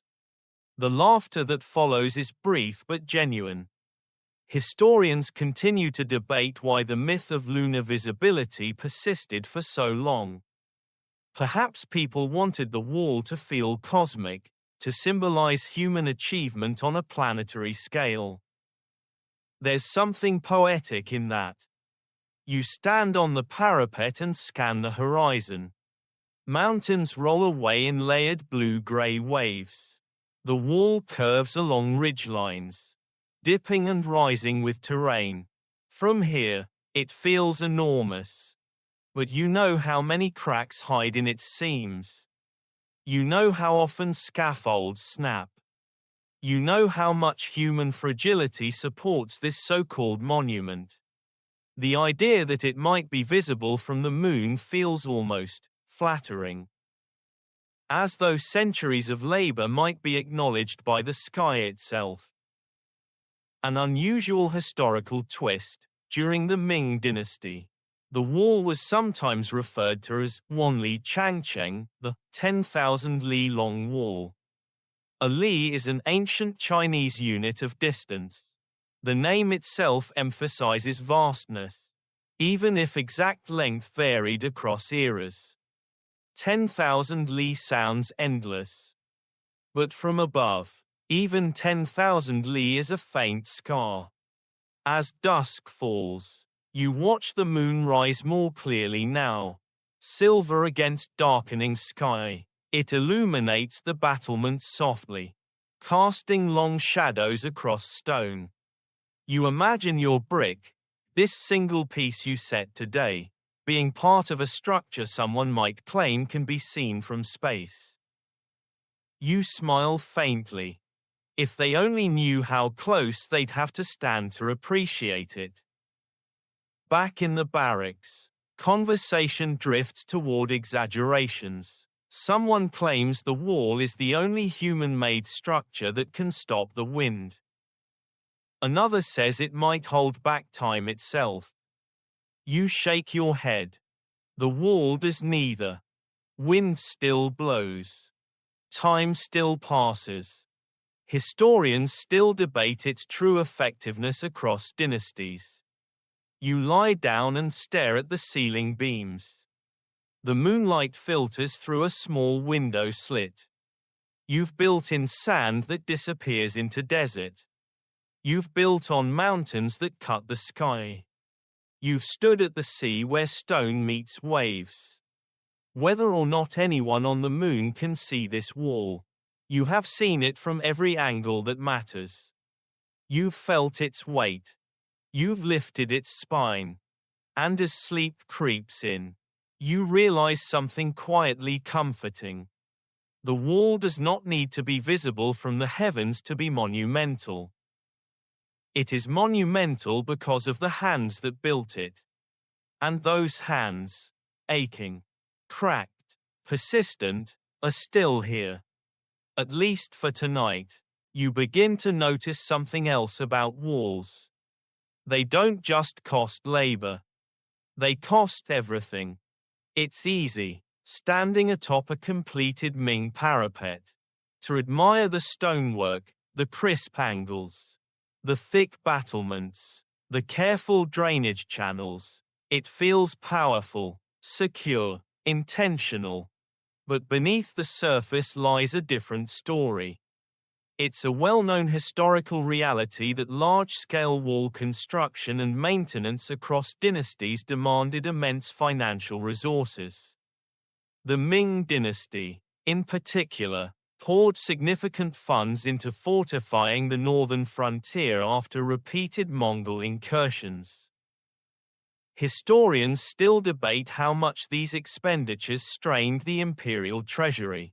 Some argue that heavy military spending, combined with court corruption and fiscal mismanagement, weakened the state in its final decades.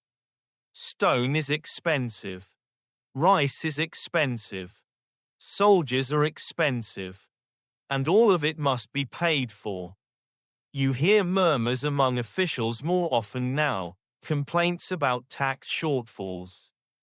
Grain shipments delayed. Soldiers unpaid in distant garrisons. Supply caravans arrive irregularly. The once steady rhythm of logistics stutters slightly. You feel it in your rations first. They're still adequate, but thinner. The drum still beats. Lift. Set. Press. The wall continues to grow and repair itself through your hands. But beyond the parapets, in the villages inside the boundary, farmers are paying more. Taxes rise to fund defense. Grain quotas increase. Families surrender more to the state. You remember your own family. You wonder how much of their harvest once went into mortar and bricks. An unusual administrative detail historians have uncovered in Ming records.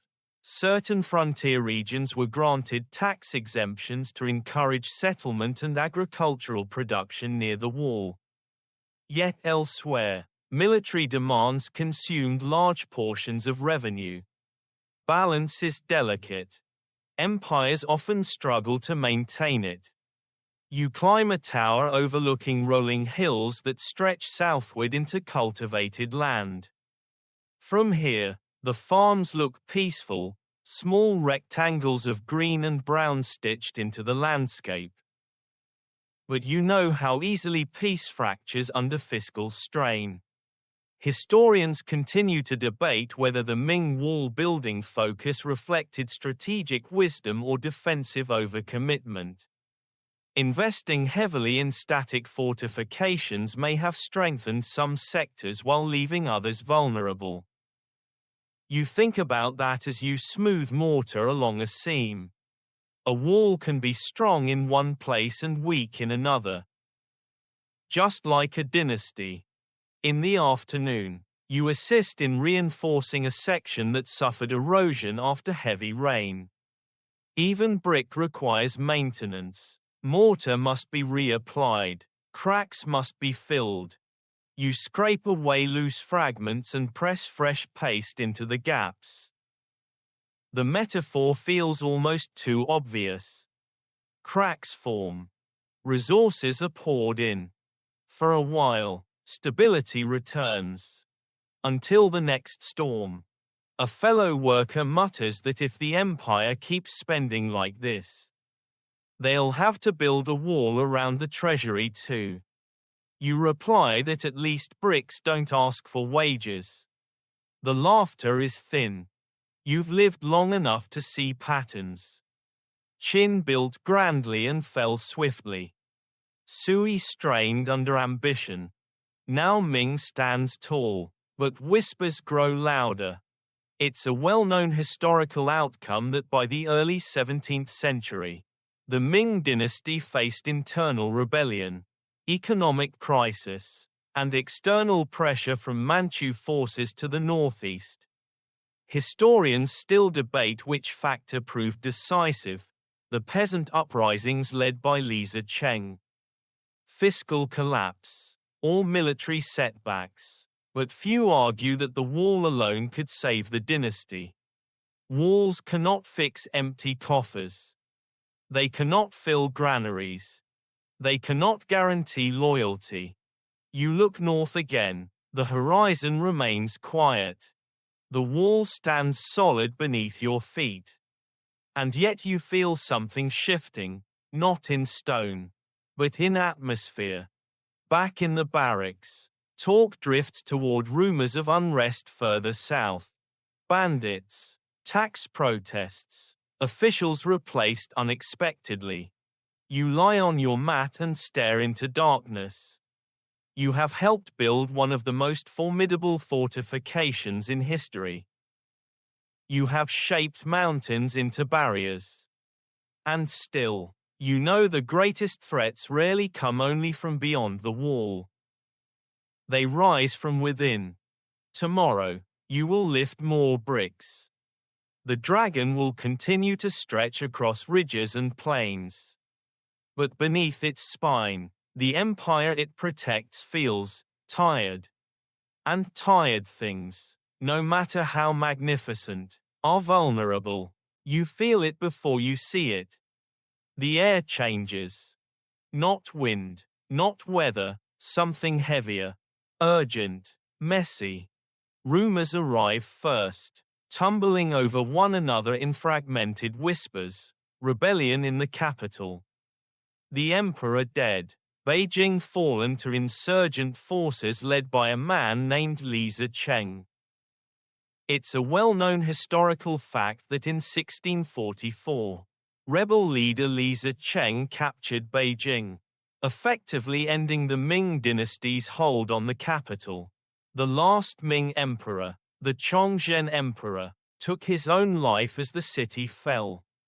Historians still debate whether Li's rebellion alone doomed the dynasty or whether years of fiscal crisis, famine, and internal decay had already hollowed it out. But for you, standing atop Shanhai Pass once more, the question is simpler. Who controls the gate? Shanhai Pass. You've laid brick here, you've smoothed mortar along its battlements. You've watched the sea meet stone at dawn. Now the pass stands tense under armed command. General Wu Sangui commands this fortress. He faces a decision that will echo through centuries. Behind him, rebel forces. Before him, Manchu armies pressing from the northeast. It's widely accepted that in a fateful move, Wu Sangui opened the gates of Shanhai Pass to the Manchu forces, allowing them to enter and defeat Li Zicheng's rebels. The Manchus would soon establish the Qing dynasty. Historians still debate Wu Sangui's motivations. Was it loyalty to the fallen Ming? Revenge against Li Zicheng, pragmatic calculation, survival? Standing here, you don't care about motives. You care about the sound of the gates. They groan as they open. It's not a dramatic crash. It's a slow, deliberate shift of iron and wood. The gate you helped fortify. The barrier meant to keep enemies out. Opening. You grip the stone parapet as Manchu banners appear in the distance, disciplined, organized, advancing with controlled confidence. The wall remains, but the decision bypasses it. An unusual irony historians often note: the Great Wall, despite its immense scale and strength, could be rendered irrelevant by political choice. A gate opened from within negates miles of fortification. Stone cannot override human will. You watch as cavalry passes through the gate. Dust rises, armor glints, orders are shouted in unfamiliar accents. The wall does not crumble. It does not crack. It simply stands as history moves through it.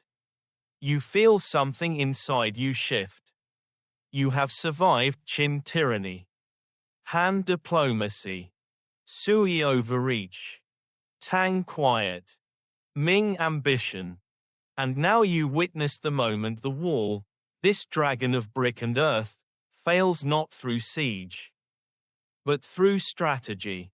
Historians continue to debate whether the Ming wall system truly failed in 1644 or whether it functioned as designed but was undone by internal collapse. After all, walls are tools. They require stable governance to mean anything. You look along the battlements and realize something sobering. The wall did its job. The empire did not. As Qing forces move through the pass, discipline replaces chaos. The rebel presence near Beijing will be crushed. A new dynasty will rise. The wall will not disappear. It will simply change masters. Back in the barracks, confusion reigns. Some soldiers swear loyalty to Ming still. Others adapt quickly. Survival favors flexibility. You lie down that night with the sound of distant hooves echoing faintly beyond the walls. You think about how much labor went into building this gate. How much rice mortar binds its bricks. How many men fell from scaffolds. And yet, in the end, it took only a decision to shift its purpose. Tomorrow, the drum will beat again. But under a different banner.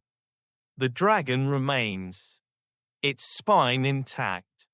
But the hand guiding it has changed. And you, weathered and enduring, remain at its side, watching another dynasty step through a gate you once believed unbreakable. Centuries pass more quietly now. Under Qing rule, the wall remains, but it is no longer the beating heart of frontier defense. The Manchu rulers expand their territory beyond the old Ming boundaries, pushing control deeper into Inner Asia. Ironically, the dynasty that entered through Shanhai Pass now governs lands on both sides of the wall. It's a well-known historical reality that during much of the Qing dynasty, 1644 to 1912, the Great Wall lost its primary strategic importance. The empire's northern frontier extended far beyond it, and military focus shifted elsewhere. Historians still debate whether the wall symbolized defeat or transformation during this era. Some argue it became more a relic of Ming defensive anxiety. Others suggest it remained a logistical and symbolic boundary even as geopolitics changed. From where you stand, older than you ever imagined possible, the wall feels quieter. Maintenance slows. Bricks crumble in places. Grass grows between stones. You walk along a section you once helped reinforce, running your fingers over weathered mortar. The rice lime seams still hold surprisingly firm. Rain and wind have softened edges. But the structure persists. Tourists, yes, tourists, begin appearing centuries later. Scholars, poets, curious travelers. They climb the battlements not to defend, but to admire. It's an unusual transformation, a structure born from fear, labor, and imperial urgency becomes a destination for reflection and pride. You watch a group of visitors photograph the horizon. They laugh lightly, adjusting clothing, pointing at distant ridges. They complain, gently, about how steep the steps are. You almost smile. If only they knew. Historians continue to debate how modern nationalism reshaped the wall's meaning. Once a defensive barrier against perceived outsiders, it becomes a symbol of unity, endurance, and cultural identity. Stone can change meaning without moving. You sit on a worn parapet as evening settles. The air is calm. The mountains are softer now, their harsh edges blurred by distance and memory. You think back to Qin conscription, to Han reeds and desert winds, to Sui stone and Tang quiet, to Ming brick gleaming under mountain sun, to the groan of Shanghai Pass opening in 1644. You've asked yourself many times why you wouldn't survive building this wall. The answer has always been simple. Because it demands everything. Your youth, your strength, your distance from home, your certainty. It demands endurance across cold, hunger, accidents, grief, dynastic collapse, and political betrayal. It demands that you lift not just bricks, but centuries. You lean back against the stone and let your eyes trace the ridgeline as it curves into the distance. From here, it no longer feels like a barrier. It feels like a memory. The wind brushes gently against your face, not sharp desert wind. Not mountain gust, just a soft current moving through evening air. The wall no longer needs you. It stands without your hands now. Grass grows between bricks you once aligned. Footsteps echo where soldiers once marched. The dragon sleeps. And you realize something quietly profound. You were never meant to survive it. Not fully. No one could carry this wall and remain unchanged. But survival was never just about staying alive. It was about witnessing. About understanding how ambition hardens into stone. How fear shapes geography. How grief seeps into mortar. The sky darkens gradually. Stars begin to appear, the same stars you watched from a lonely tower centuries ago. The moon rises softly, silver and distant. Perhaps someone up there cannot see the wall. But you can. You see every layer. Every handprint hidden beneath brick. Every story pressed into earth. Your breathing slows. The wind hums gently along the parapets. The world beyond the wall feels less threatening now. Less divided. The boundary softens in twilight. You close your eyes, imagining the ridgeline fading into mist. The drum no longer beats. No quotas wait. No scaffold creaks. Just the quiet outline of stone dissolving into darkness. And as the last light slips behind the mountains, you let the wall fade gently from view. End of script. Sweet dreams.